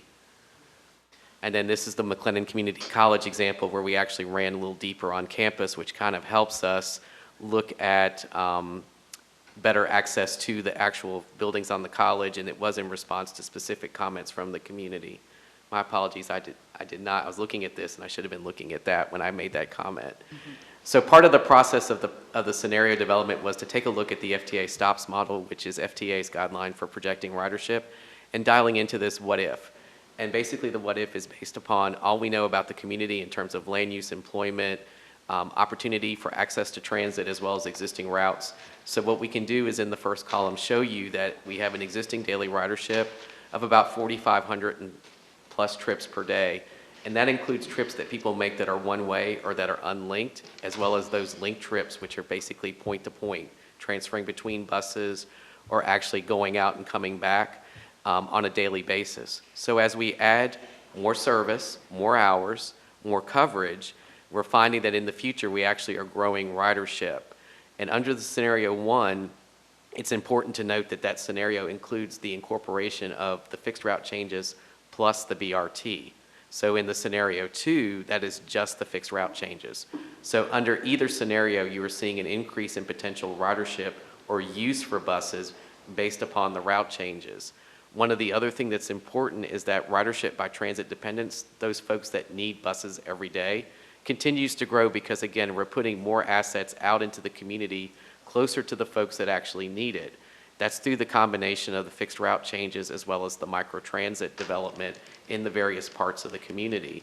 Actually doing nothing does create some growth, but it's not as significant as doing something with looking at reorganizing both fixed routes and introducing the microtransit. So of course, when you look at the growth, the numbers, the percentages actually follow the numbers which you just saw, and you can see that the scenario increases are fairly significant as you move out over time based upon current baselines. One of the things that the projections provide, and those of us who work at the MPO numbers know exactly what to do with traffic numbers, they're used as a guideline to think about future capacity and future needs. This would be more or less the same opportunity for us in this study, is to look at this as an opportunity for future needs and future capacities. So this will dial into things as broad-ranging as funding to stop development, to equipment needs, and other capital elements that the Waco transit system will need to continue to plan for the future. So with every change, of course, there is a cost, and because the federal government does subsidize the fare, does subsidize the operation of transit, as we look at alternatives, we begin to see that there is quite a bit of cost required in order to make things operational. Certainly, as we look at the scenario 1s, those include primarily the fixed route adjustments plus the BRT, which would be a separate cost all into itself. Again, as we get into scenario 2, which is more of the fixed route elements, again, we are seeing a cost increase because we're actually providing more service on the street. But the local share, again, at around 15%, comes into about 1.2 to 1.4 million per year for fixed route operations. And again, because we are maintaining the existing fleet size, we're looking at adding a very nominal number of vehicles, primarily for the microtransit operations, that would be consisting of vans or cutaway buses that are both accessible in order to allow those to circulate through the neighborhoods. Now, of course, as we look at the projected cost for bus rapid transit, those are dialed in just for comparison only in the two scenarios, 1A and 1B. And again, these would be subject to further refinement as part of the study that Serena was referring to, that's handled as a separate, discrete, standalone project. So again, when we look at the actual costs in terms of operations to the locals, again, we're looking at anywhere from about a $700,000 if you want to keep existing operations to a $1.2 million for actually, $1.4 million for scenario 1A. Your cost actually would increase under 1A, 1B, or 2. However, again, these costs are put in there because we're actually increasing the number of buses on the street, the number of routes in service, the number of hours provided to the community. But again, the outgrowth of that is a higher level of service use within the community and the service area of Waco. Again, one of the things we were asked to look at through this process is whether we could do electrification as a means to help offset not only greenhouse gas, but also to improve fleet efficiency in the fixed route operations. So we actually, as part of our partnership with AECOM, have some cost estimates for the city to look at if we were to decide to start acquiring electric vehicles for fixed route operations. It's a multidimensional effort because not only will you have to order the vehicles, you have to order the charging equipment, you have to make facility modifications, and current delivery schedules are a little bit extended. So the acquisition of electric equipment is about a 2.5 year process depending on your manufacturing and platform access.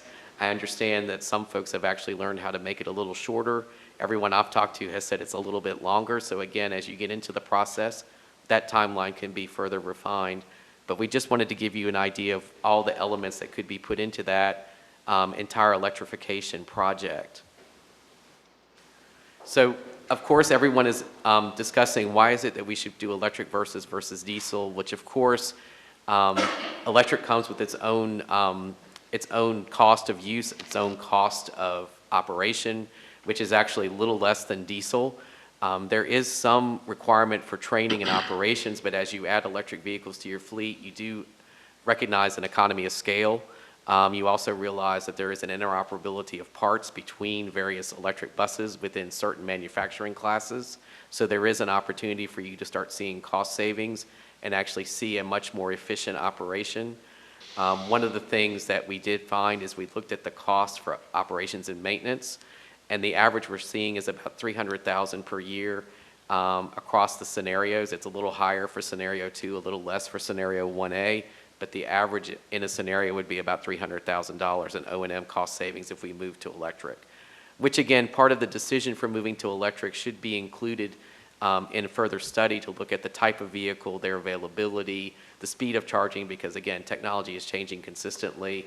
The buses that were out 5 years ago the ones today are much more superior. There's changes all the time with in-operation charging modes and other elements that again, help to keep the price down, help to make it much more efficient, and help to minimize the cost to both the city and the transit property. Can I ask a question? Yes, ma'am.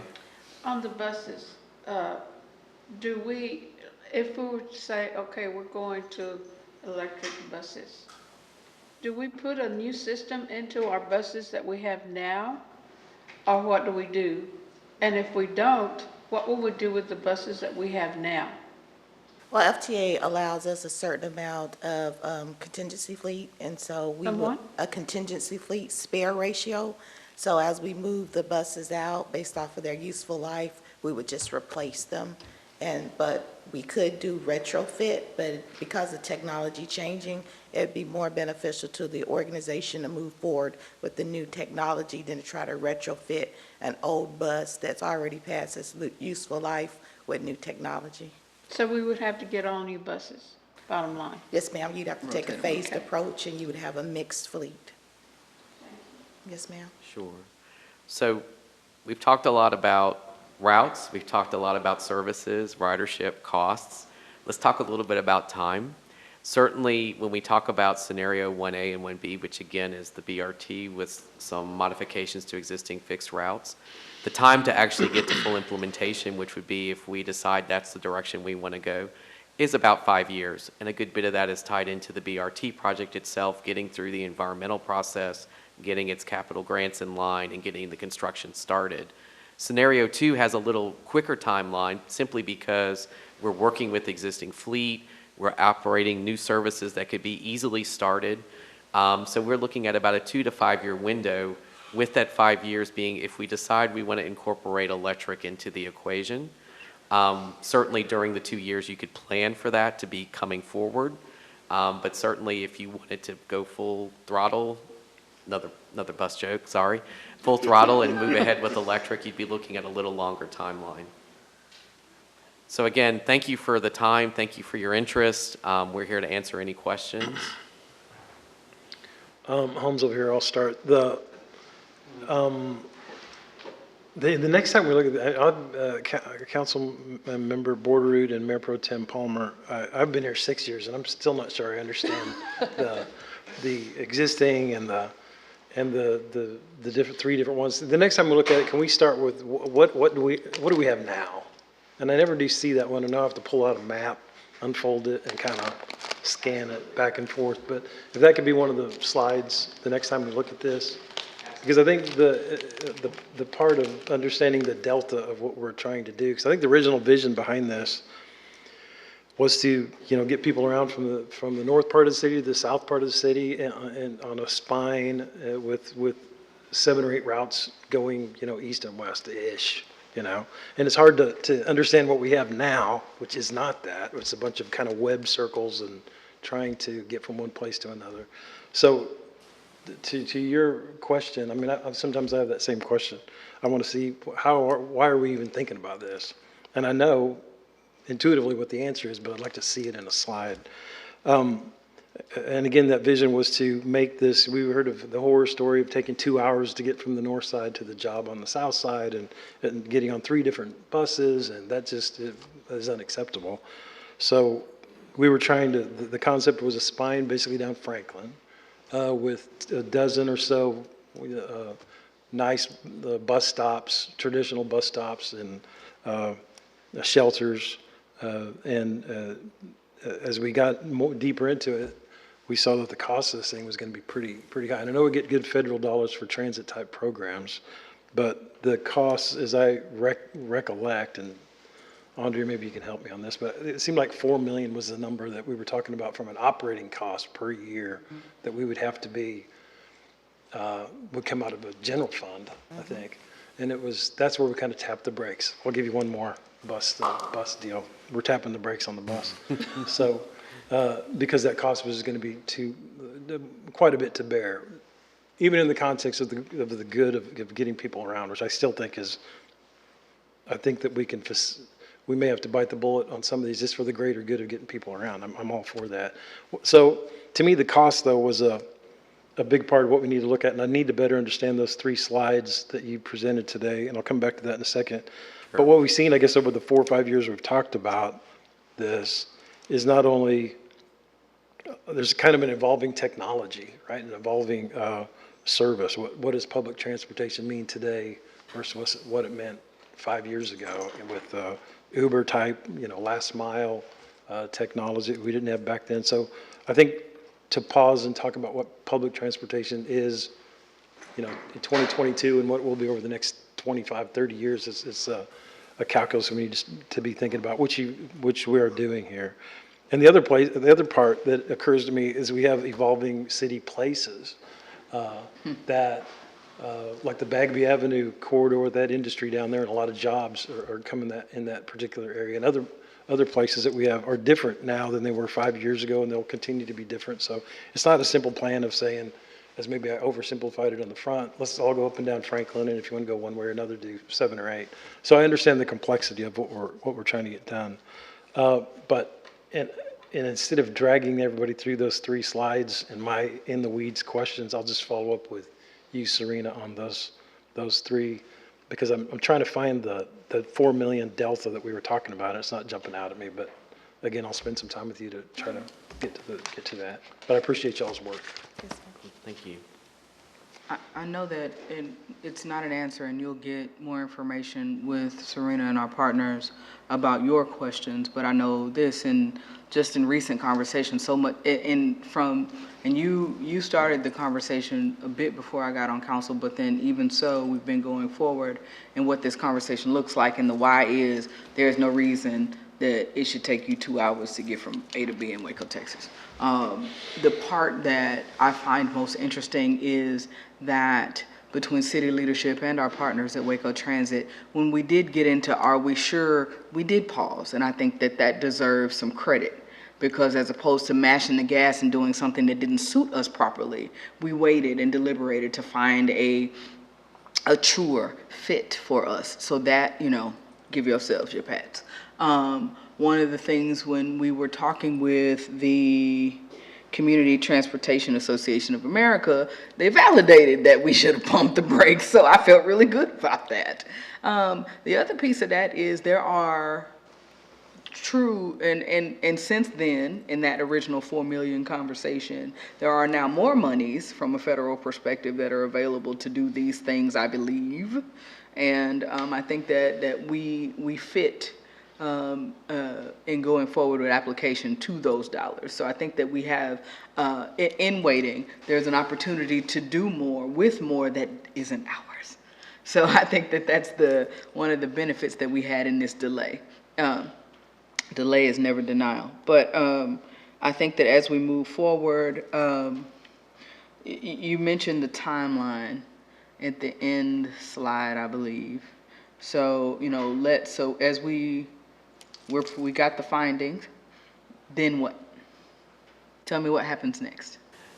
Well, if you decide to do scenario 1A or B, then we'll have to reach out to AECom. We have a meeting scheduled with FTA on Thursday to advise them as to a direction, if any was made, because for us to get into the next cycle for projects, we would need to begin that capital investment grant application as soon as possible so that we could be considered for evaluation. Okay, thank you. And when does that decision need to be made? Is that just made by the success on council, or, okay. As soon as council could make it. We were able to extend the BRT timeline because we were able to tell FTA that the information provided from this would help with the decision-making process with regard to the BRT. So they allowed us to stay in the project. Okay. Project. Perhaps Bradley or Jennifer, could you speak to just what that looks like practically for us to make a decision? Does it come before us again in a work session? Do we need to give some direction and guidance now? I mean, if there was obvious perspective that council could share now on 1A or B or 2, we'd appreciate it. If you need more time to kind of noodle on it and need a follow-up with additional information, at least Councilmember Holmes does, we could bring it back. But we are certainly looking for your feedback so that we can start to execute a plan. And Bradley, one question. I mean, you're showing us these maps, but on my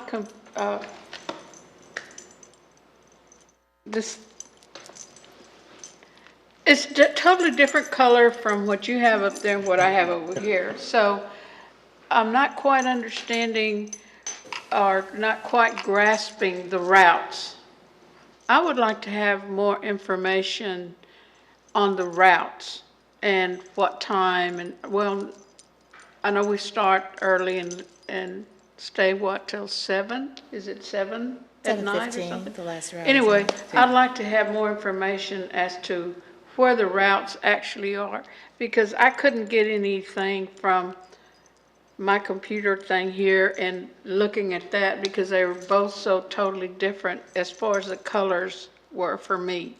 I don't know if anybody else has that problem, but I want to see the routes, because I think it's going to affect us a whole lot more, especially with the gas prices going up. I think a lot of folks are going to be turning towards the buses. And as council members, we're all going to be asked, okay, where are the routes at? Where can we go to pick up and ride the bus? And so I want to be prepared for that. So I'd like to have more information, please. Then I'll echo Alice on that. And I think I said it before. What is that route now, and why are we changing it? What is Route 1 through 9 that we have? And I know you guys work with it every day, 8 hours a day, and you are tired of talking about it. But for fresh eyes that don't, I don't ride the bus as much as I need to, but I don't know exactly where all the routes are now. And why do we have a new Route 3? What does that one serve versus the existing Route 3? Or is it the same? Currently, our routes are like 1 and 2 are the exact same routes. They just run opposite hours. 3 and 4 are the exact routes. They just run opposite hours, And then you got 5 that covers Bosque. You got 6 that connects at the Market Center, 6, and it'll cover Highway 6. And then Route 9 will come into the Central Marketplace Mall, and then it will connect over to the other mall. So the issue is we have a lot of duplication of services the way our current routes are set up. And so our hope is to add in frequency and as well as diversify some of the routes instead of just having the exact same route just running opposite hours. Yeah. So with that clarity, I think for me, I could say with some confidence that scenario 2 probably makes more sense, because then you kind of and begin again. So you don't have the duplications in the routes, and then with the potential to add BRT in that, because at that point, once you figure out what makes more sense and clarity with your routes, the succinctness of them, all that business, then you can say, well, with this knowledge, a direct transit route makes sense here. I believe the phased approach would be most beneficial because, you know, you're introducing different modes of transportation. You still have your fixed route. Now you'd be introducing microtransit that is Correct. way more flexible than a fixed route. It would be a pilot, so you could position that and adjust it as needed. We also have evening service, and that microtransit timeframes could be pushed back to address where there may be non-traditional work hours. We've got shift workers happening in the industrial corridor now. That's going to change, and the needs are going to change. I know you have direct stuff with some of the existing industries already, but we've got far more than we did before. So And I you have the think flexibility with microtransit that with a fixed route, it's set and you have to go through a public participation process in order to adjust a set fixed route. So you just have the flexibility and you can acclimate people to all the different changes over time instead of losing ridership because people aren't familiar Confused. with what you have going on. So they just choose to do nothing instead of saying, okay, I get this concept. Now I got microtransit. Oh, and now all of a sudden we have something else that continues to grow as the system grows. But that's just my thoughts. I think that's a helpful perspective. I'm even thinking about H-E-B on Wooded Acres as my preferred grocery store, and the way that they have continued to operate in the midst of rearranging the entire store. And I'm like, how can we take a similar mindset here so that way we're not disrupting our folks that need to get to and from work every day, and we are creatures of habit, and we're not disrupting that as much as possible while continuing to build out. What's partly intriguing to me about scenario number 2 is that shortened timeline. I think there are so many people in Waco that really would use public transportation more if they felt that it was quicker and safer. I grew up in Western Europe and used public transportation as a kid and teenager my whole life, but don't use it in the same degree in Waco just because of some of that lack of access and efficiency.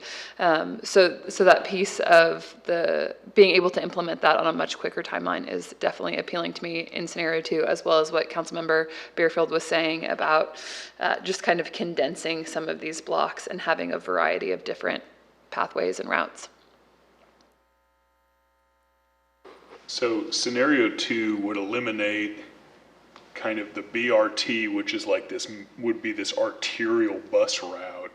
Initially, but it doesn't preclude you from adding You can it. still layer Yes, it sir. in. Yes, sir. Okay. because I think we'll get there, and I think it'll be something that once we determine what makes sense in how our routes are set, the times are set, all that thing, then you can say with a little bit more certainty even that you have now from the information you receive, okay, it needs to be here. But no, I don't think you can still do it. It's just phased. Right, but you could not change that BRT corridor from the way it's already been designed, or we would have to go through preliminary engineering again. And so that corridor is set as far as FTA is concerned. And if you wanted to do a different one, then you just have to start over on that BRT process.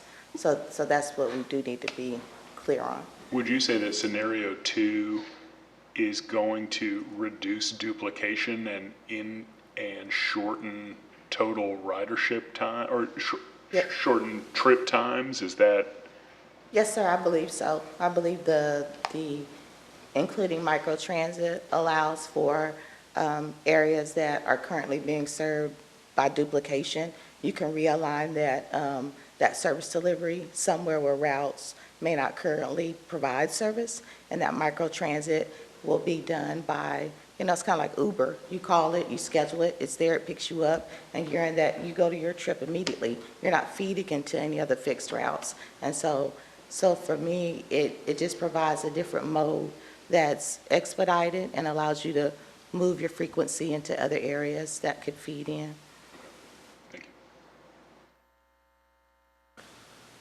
Why don't we plan to bring back a little more description and cost and kind of ridership journey information to what Serena just said, kind of add some layers of detail around scenario 2 at a future work session, and that way we can kind of let you sit with it for a minute and then get some additional information and see if everyone feels comfortable gelling around scenario 2. If we could have projected timelines of this is what the route currently is and this is what we would anticipate it would be in scenario 2, I think that would be really helpful data as well. Yeah, I agree. I think that would be helpful, and maybe that's told through a customer journey scenario, a few scenarios of how customers would interact with either the microtransit zones or even I'm on Route 1 now and what the comparison is. So we'll think through how to describe that and show that, as well as track back on some of the cost comparisons that were requested. Thank you all so much. You're welcome. Thank you. All right, last work session. We do have a stopping point. It's a little different than what I told you. So let's plan for the fleet team. Let's have a stopping point at 5:25. Okay, so we've got about 25 minutes. I'm going to introduce you now. This is a discussion, work session 361, discussion of the fleet study conducted by CST and Eco-Preserve. And I'm looking forward to, I know a lot of people have been looking forward to this often referred to study and report and how important it is for our organization. So Kelly, would you introduce the team around the table? Yes, I would. I'd like to, is this on? Yes. I would like to introduce Randy Owen over there, and Ron Hall with CST Fleet Services, as well as Rebecca Colson from Eco-Preserve. And good afternoon, Mayor Pro Tem and Council. Kelly Holochek, Director of General Services. And with Council, I'm just giving you a little background. With Council's approval, the City of Waco executed a contract with CST Fleet Services in October 2021 to provide consulting services for a fleet vehicle replacement plan. This project kicked off in November 2021, and a stakeholder panel was put together, and it consisted of city staff as well as 2 members of the Sustainable Resources Practices Advisory Board. So CST, in partnership with Eco-Preserve, evaluated our current fleet makeup and the operational needs for those vehicles across the city in order to provide recommendations for what our ideal fleet size and makeup would be, best practices for the procurement and financing and disposal of vehicles, and to propose strategies to improve environmental sustainability. So this plan is also intended to provide a strategy for the potential conversion of city fleet to electric vehicles, taking into consideration light, mid, and heavy duty, as well as charging infrastructure needs. So at this time, I will hand this over to Ron, Randy, and Rebecca to walk through their presentation with you. Good afternoon. I'm Randy Owen, and I'll kick off our presentation. CST has been in business since the year 2000. Staff have completed over 500 fleet studies. Our focus is on helping fleet organizations provide more efficient services to their internal customers. So that's the departments in Waco who use vehicles and equipment to provide services to the residents of the city. So I'm Randy Owen. I've been a fleet manager, a city fleet manager, a county fleet manager, an electric utility fleet manager, and a consultant for the last 20 years. Ron founded CST in 2020. Before becoming a consultant, he was a fleet engineer in the trucking business. And Rebecca and her team are experts on alternative fuels, electric vehicles, and electric vehicle infrastructure. So we brought them in on this project for that piece of the study. We'll talk here about fleet utilization. The first part of our study was to look at how vehicles were used if there are opportunities to right-size the fleet by increased sharing, if there were vehicles that were no longer needed, as evidenced by low miles driven every year, and we had extensive interviews with departments to understand how they use vehicles to achieve their missions. The second part of the study, Rebecca will talk about the fleet electrification plan. An earlier speaker was right on when he said that electric vehicles are clearly the future of the fleet industry, the future of all of the vehicles that we'll be buying in the future. There's no question about that. I think an important thing to consider is our approach is a measured approach to advise the city as vehicles come up for replacement to consider which vehicles are feasible to make electric this year, next year, and the following years. Our mission was not to advise you on how to electrify your fleet tomorrow, so just keep that in mind as we go through our recommendations on that phase of the study. The fleet replacement plan, I will lead us through and talk about costs involved in replacing the city's fleet. And I'll turn it over to Ron now to talk about the utilization phase of the study. As you guys probably already know, the city of Waco has a very diversified fleet. You have a little over 1,800 vehicles. This shows a graphic summary of them. You have sedans, SUVs, pickups, small equipment. Actually, fleet has about 254 categories of vehicles that they keep track of these vehicles within. When we looked at the age of these vehicles, we noticed you have a lot of vehicles in the green. That's good. Within 20 years old, it's easy to get parts. When you look at some, when they start getting beyond 15 toward 20 to 20 plus, these vehicles typically become more unreliable, harder to get parts, more downtime. So that was a concern of us and the team, and when we looked at the reliability of them, that was an issue. And that's one of the things we looked at in looking at your life cycles. We looked at your purchases. This is your past purchase for each year. You were purchasing, if you have 1,800 vehicles, you probably should purchase about 180 vehicles every year on average. You guys were a little under that. We also looked at your capital. To replace your current fleet would be a little under $100 million. Our calculation, I think, was $97 million approximately. With that, you'd be looking at spending about 9 to 10 million each year to keep the fleet in its current shape. As you look at these numbers, we haven't been spending as much, so the fleet's getting a little older, it's getting a little aged. We want to try to bring it back into reasonable life cycles that actually save you money. We also looked at the utilization. We got each vehicle and looked at, is it being used effectively? There are some in the red conditions in yellow that aren't used as much as we'd like. Some of those are special use vehicles, and that's understandable. But anyway, that targeted vehicles that we looked at when we met with fleet, when we met with the using departments to talk about the mission of each of these vehicles and how we could do it better and what our options are in moving forward.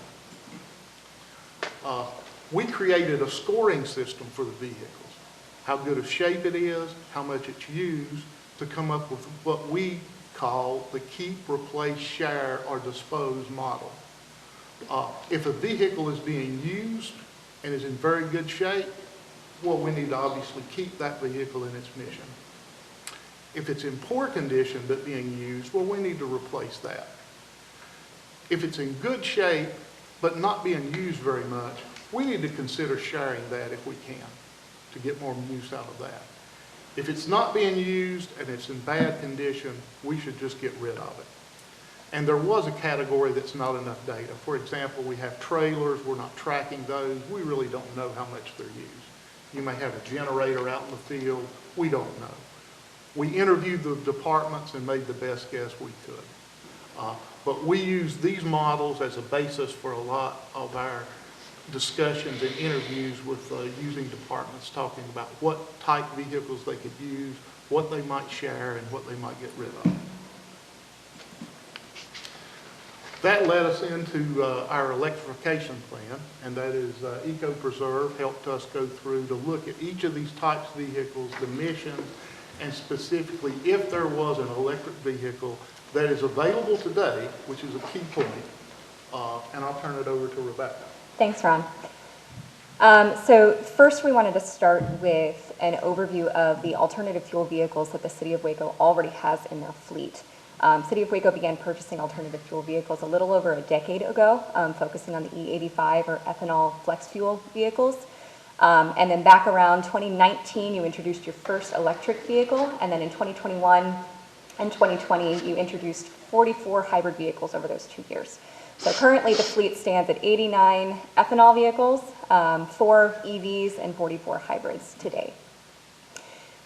This has resulted in a decrease in fleet emissions over the last few years. So this is about a 4% decrease since 2016, which is pretty good, all things considered. We also wanted to show you all a comparison of the City of Waco fleet percentage of alternative fuel vehicles compared to regional data from consumers in the area. City of Waco, your fleet is in line with the large city areas around and their general populace makeup of percentage of people who are owning and operating EVs in their homes as like residential owners. So the city is, in our opinion, keeping in line with the trend of EV adoption rate. There's opportunity to improve as always, but in terms of how Texas and Northeast Texas is going as a whole, you guys are staying pretty well in line with the general area. Let me ask you this before you move forward. Mm-hmm. In this slide particularly, is that, so what you have of the other cities and areas were all registered vehicles, and our comparison is the City of Waco itself or the City of Waco? The City of Waco fleet was that green bar on the graph. That's just our fleet that registered vehicles in the City of Waco is around 20 or a 0.23%, which if we go back one slide, yeah, if you see that last bar, that other, we would fall, the City of Waco falls in that other area. We're slightly higher than that for registered vehicles in the city, outside of the city fleet. So city fleet has a higher percentage of EVs than City of Waco does as a general populace. And what about these, because and it's not a fair comparison because you're comparing large metro cities, and I get why. I'm curious as to know what those city EV uses are as well. I mean, because if we're going to compare them city to city, fleet to fleet, I would need to know what that is because, you know, I mean, Austin's going to have more EVs, period, because it's just the way it's built. And the emphasis is higher on sustainability in electrifying vehicles as a whole. But I'd like to see what the cities are doing because, you know, if I'm comparing our work, I'm comparing our work as a city, you know, not the people as a whole. Mm-hmm. So I need to see that a little differently. But go ahead. Okay. I'm going to just quickly interrupt you to over your homes. I'm definitionally confused by in your write-up in the package of materials, you're talking about the fleet. I'm trying to figure out the difference between fleet, vehicles, drivable vehicles, and registered vehicles. And you define fleet in the write-up as 820 or 1,820 units. Is that right? And then later in the write-up, you say the 1820 includes chainsaws and pumps and generators and fans. So can you, I guess I need a breakdown of when we start moving to vehicles where you have very defined, you know, terms, what is it? How are you differentiating fleet from vehicle? Just help me follow along. There are 3 terms. The first term is fleet units. That is the number of pieces of equipment and vehicles that are tracked by fleet. Okay. Okay. So they have a record for each one of those. 820 of those. Okay. Well, no, 1,820. Right. The next item is drivable vehicles. You know, that has a steering wheel, it has wheels, it has a motor on it. And then the next level. How many of those are there? I guess, help me out. I don't have the number right off the top of my head. Okay. But that's the kind of the analysis we're doing around the vehicles. So it's hard for me to follow along when we say there's 884, is that right? 200 of this, and I'm trying to get the denominator. 884 is what the script It says. may- 884? Yeah, I don't have my models right in front of me. That's probably a correct number. The other number that is listed in the report, from this graph here, to get the comparison, we looked at the registered vehicles in the state of Texas. And that's where, like the Austin area, Houston area, that's where these numbers come from. And we specifically compared those against the registered vehicles of like times for the city of Waco, which is sedans, pickups, and SUVs. So in the graph that shows the red bar to the far right of age of vehicles in years, and we're showing, I don't know, 280 some, right? What is that? 288, 83. What is that? Out of the, what is the total? Was that the 883? But then I see 884 tracked, Specifically to 450 vehicles. by hours. You add those two up? Or is 883 the number of vehicles? 884 is the vehicles, so you have to take out, if I'm right, y'all do your job. 1820 is all of it. Yeah. So take that out. 884 is what we're talking about vehicles. Now, 28 plus is, or 21 plus is the 283. Yeah, Because that's okay. drivable equipment. That's what I'm thinking too. My B plus mind said that we're gonna call a unit anything that takes gas, because that's where you would get a generator or a chainsaw, because I can't imagine driving a chainsaw. Can, but it'd be very Not comfortable. long trip. So 884, that's what I'm thinking is the right Correct. number of vehicles? Correct. And where that comes from is when you're dealing with fleet, they look at a unit as anything they have to track. Okay. If you've got a trailer, it doesn't take gas, but they Right, have right, to track it. Right. If you have a generator, they have to track it. Gotcha. So it's 820 units, so, and we can make that clear, we can make those. Okay. And I'm totally I'm empathetic. This is a draft, so I don't want to start totally picking it And apart. being a fleet person, sometimes when I read through it, I understand it, so I think everyone should. My apologies. Yep. Okay, we'll get back We're gonna to get EV. So focusing on our drivable vehicles that fall within the categories of sedans, SUVs, and pickup trucks. As a whole, there are, and I'll backtrack over to the slide in just a minute, but as a whole, there are around 600 vehicles that we are talking about, that we looked at from an EV perspective, that fall within the sedan, SUV, and pickup truck category. So just clarifying that. 600. Looking at charging infrastructure, so right now, City of Waco, you have existing EVs, you have some existing EV chargers. Right now you have 7, 4 are located at your operations center, 1 at your EMIT building, and 2 are located at your water office. There's also a number of chargers that are publicly accessible located around town, around 10 level 2 chargers. So these are the chargers that are going to take 6 to 8 hours to charge a normal sedan vehicle. And you have 28 level 3 chargers that are technically listed as publicly available. These are the ones that are going to take 30 to 60 minutes to charge a vehicle. I will caveat that with some of these chargers are limited specifically to Tesla vehicles. And that when we're looking at charging as a whole and charging infrastructure that's available to the city, we can look at these publicly available chargers from a reliability standpoint, but we shouldn't rely on them fully in order to move over to a fully electric fleet. So we would want to focus on city-owned property and city-owned equipment in order to refuel these vehicles. Yeah, because it was a bunch of, if you looked at and broke down where the charging stations were, I mean, if you're not staying at the hotel who has charging, or if you're not a specific dealership that has limited hours. So I know that there were some challenges there.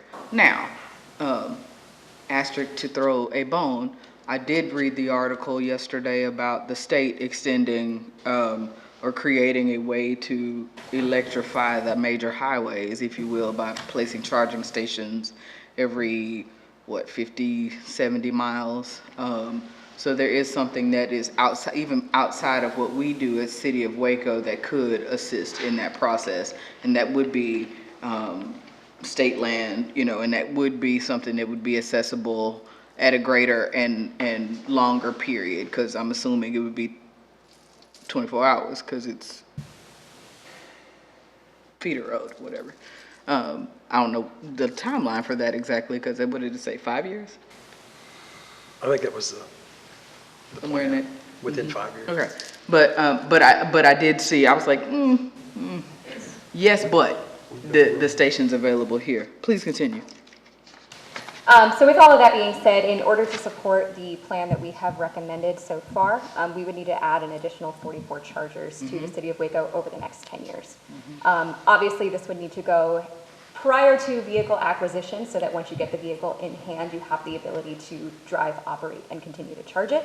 So that timing would need to be coordinated between purchasing and your, how you're installing the infrastructure.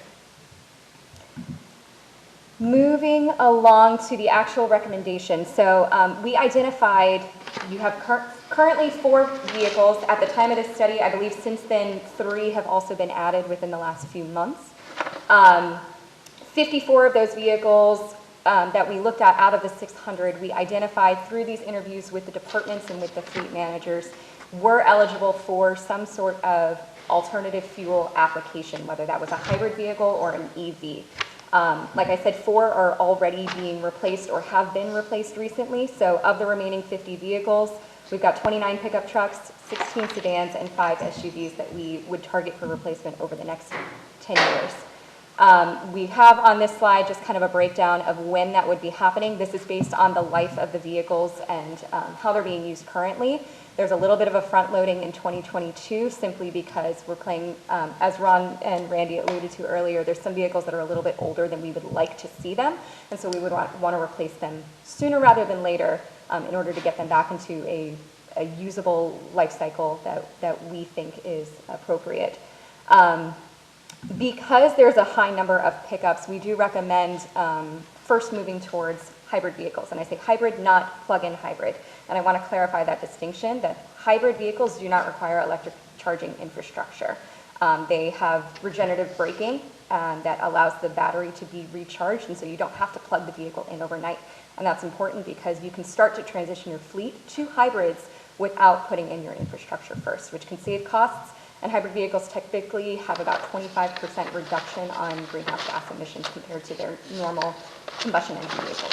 So it's a good bridging step while you're working on getting the infrastructure installed to switch your vehicles over to hybrids if that's an option and if it seems like there's a good like-for-like vehicle that you can move to for that use case. So this is just a graph of how those transitions would happen over the next 10 years. It matches similarly to the table that you saw before, just in a different layout. And I'm speaking quickly for time. The last couple of slides are just talking about the recommendations. So we would recommend putting telemetrics into your EVs just to track, the battery health, how they're being used, how they're being, are we reaching points where we have range concern for these vehicles, things like that. We also recommend that you reevaluate the market. You've heard this from other presenters and you've heard this from us. It's changing so quickly in terms of available vehicles, available infrastructure, technology. So about every year or 2, we would recommend re-looking at these vehicles to say, okay, well, it wasn't eligible and we didn't think there was a good replacement option now. Will there be one next year? Will there be one in 5 years? And then the last recommendation was to continue to explore vehicles for conversion. Again, we make the recommendation in the report that you should consider vehicles for hybrid replacement if they are not right now identified as having an EV counterpart. And with that, I will turn it over to Randy to finish this out. Great, thanks. So after we considered right-sizing the fleet and the additional capital that's required to buy battery electric vehicles, we baked both of those into our fleet replacement plan recommendations to you.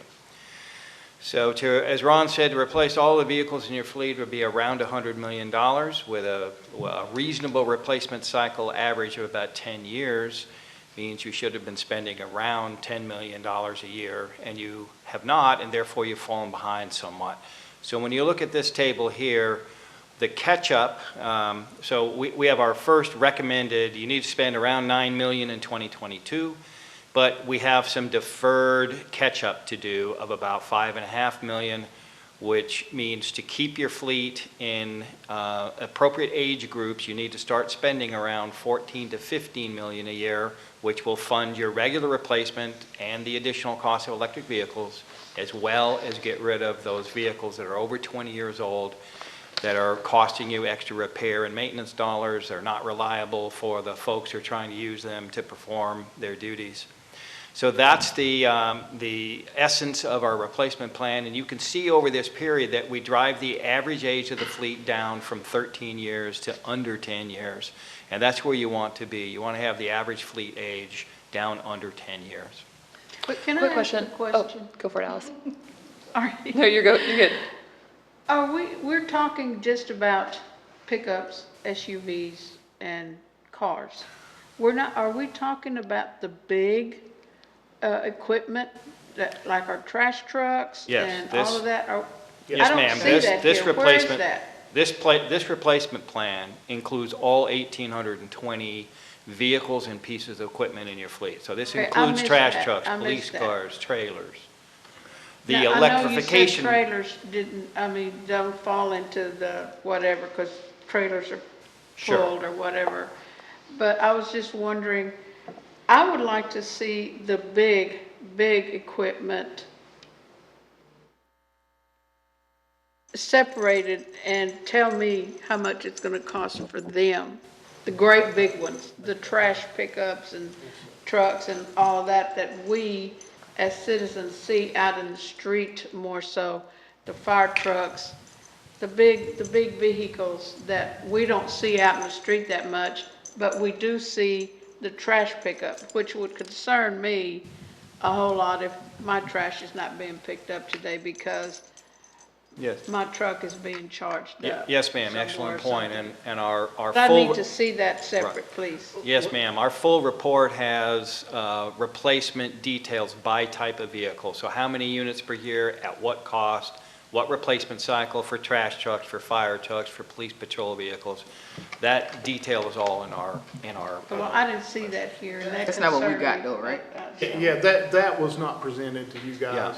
We went vehicle by vehicle with fleet, so they have individual spreadsheets on every single vehicle you guys have. So we have that level, so bringing it up into some category for you, we can do.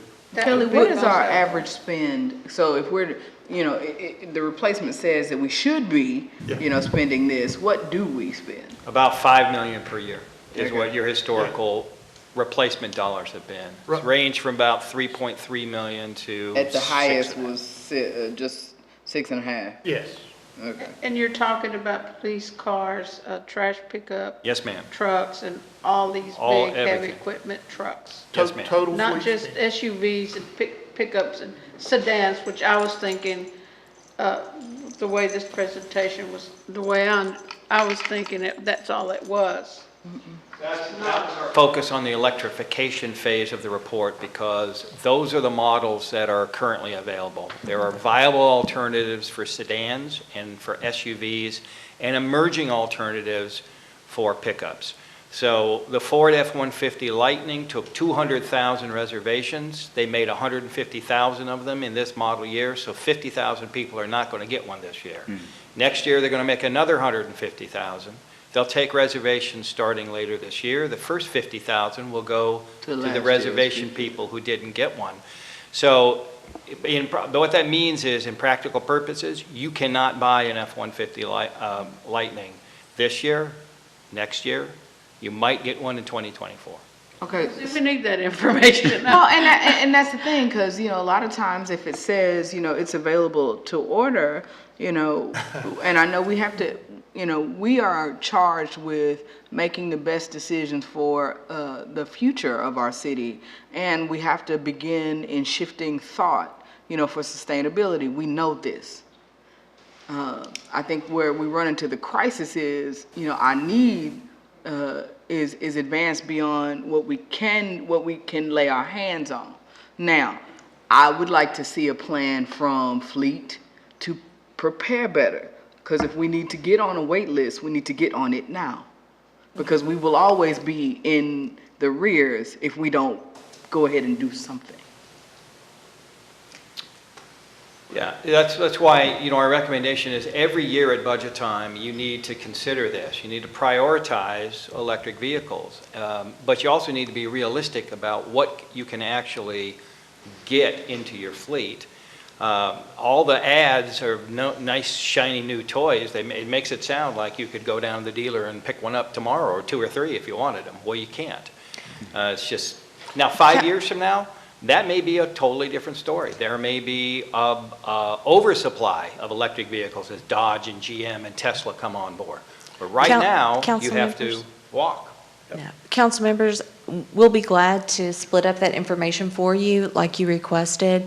And I also can put together kind of a bullet point list for you of those challenges we are hitting when ordering electric vehicles, because we have tried to order several more and we're not able to get them. And I can put together some of those instances for you all. That would be helpful because, you know, we all are pulling the same line. And, Sure. And I think we're all in the same messaging of what we want to see. Sure. And how we get there. And even in the conversations we were having in D.C., doing so correctly, because moving ahead too swiftly without proper infrastructure is going to be a problem for everyone. Now, is it true that maintenance will go down? Of course.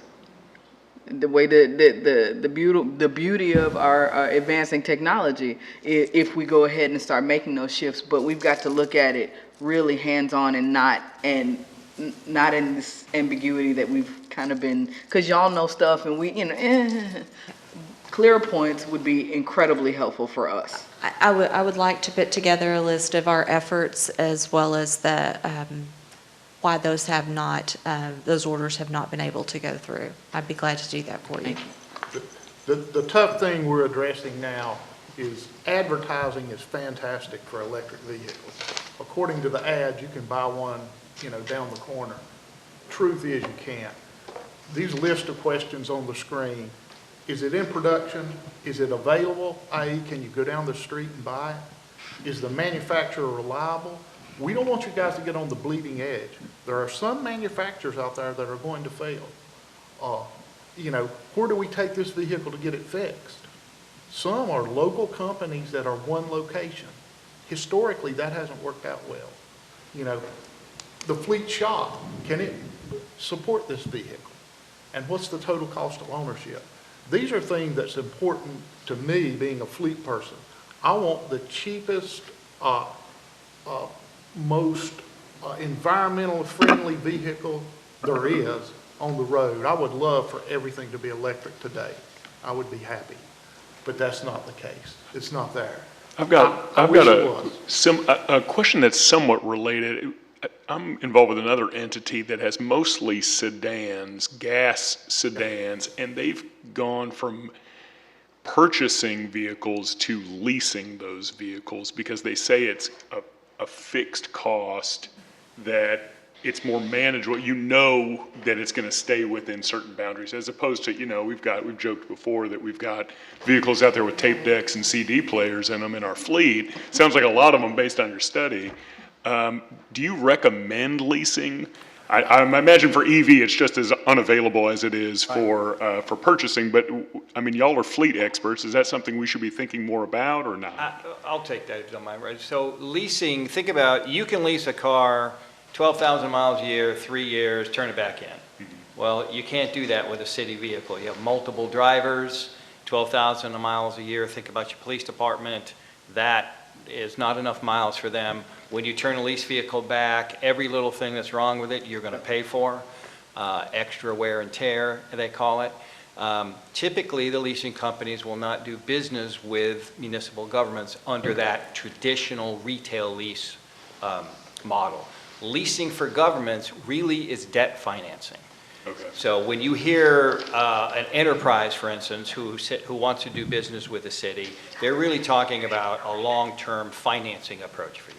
Okay, so it's not common because it is not a great functional model for municipalities, is what you're saying. Thank you so much. That's You bet. We're going to try to wrap up real quick so you all can get it right. We might can We skip we can them. just skip these. There were some ancillary recommendations. They're in your package. You can see what they are. And with that, we appreciate your time, and I know you have other things to get on to.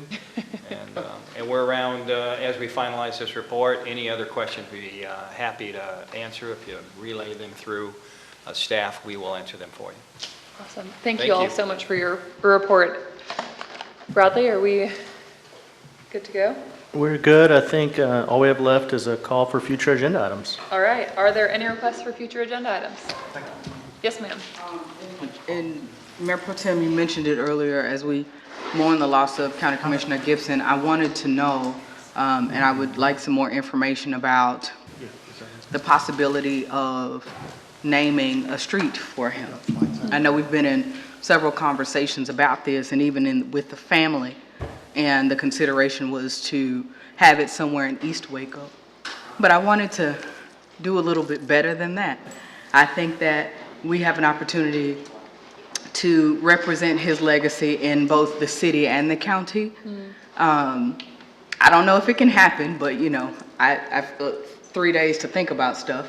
What would happen if it was parts of Washington Avenue, perhaps from MLK to 6th Street, because that covers the city, that covers the county, that covers bridging both sides of the river, that covers the connectivity of the things that he brought in this chamber as well as Commissioner's Court, that covers the building of legacy, that we continue to do all the things and all the things that he embodied in equity, in leadership, in truth, in vision, in giving for our city.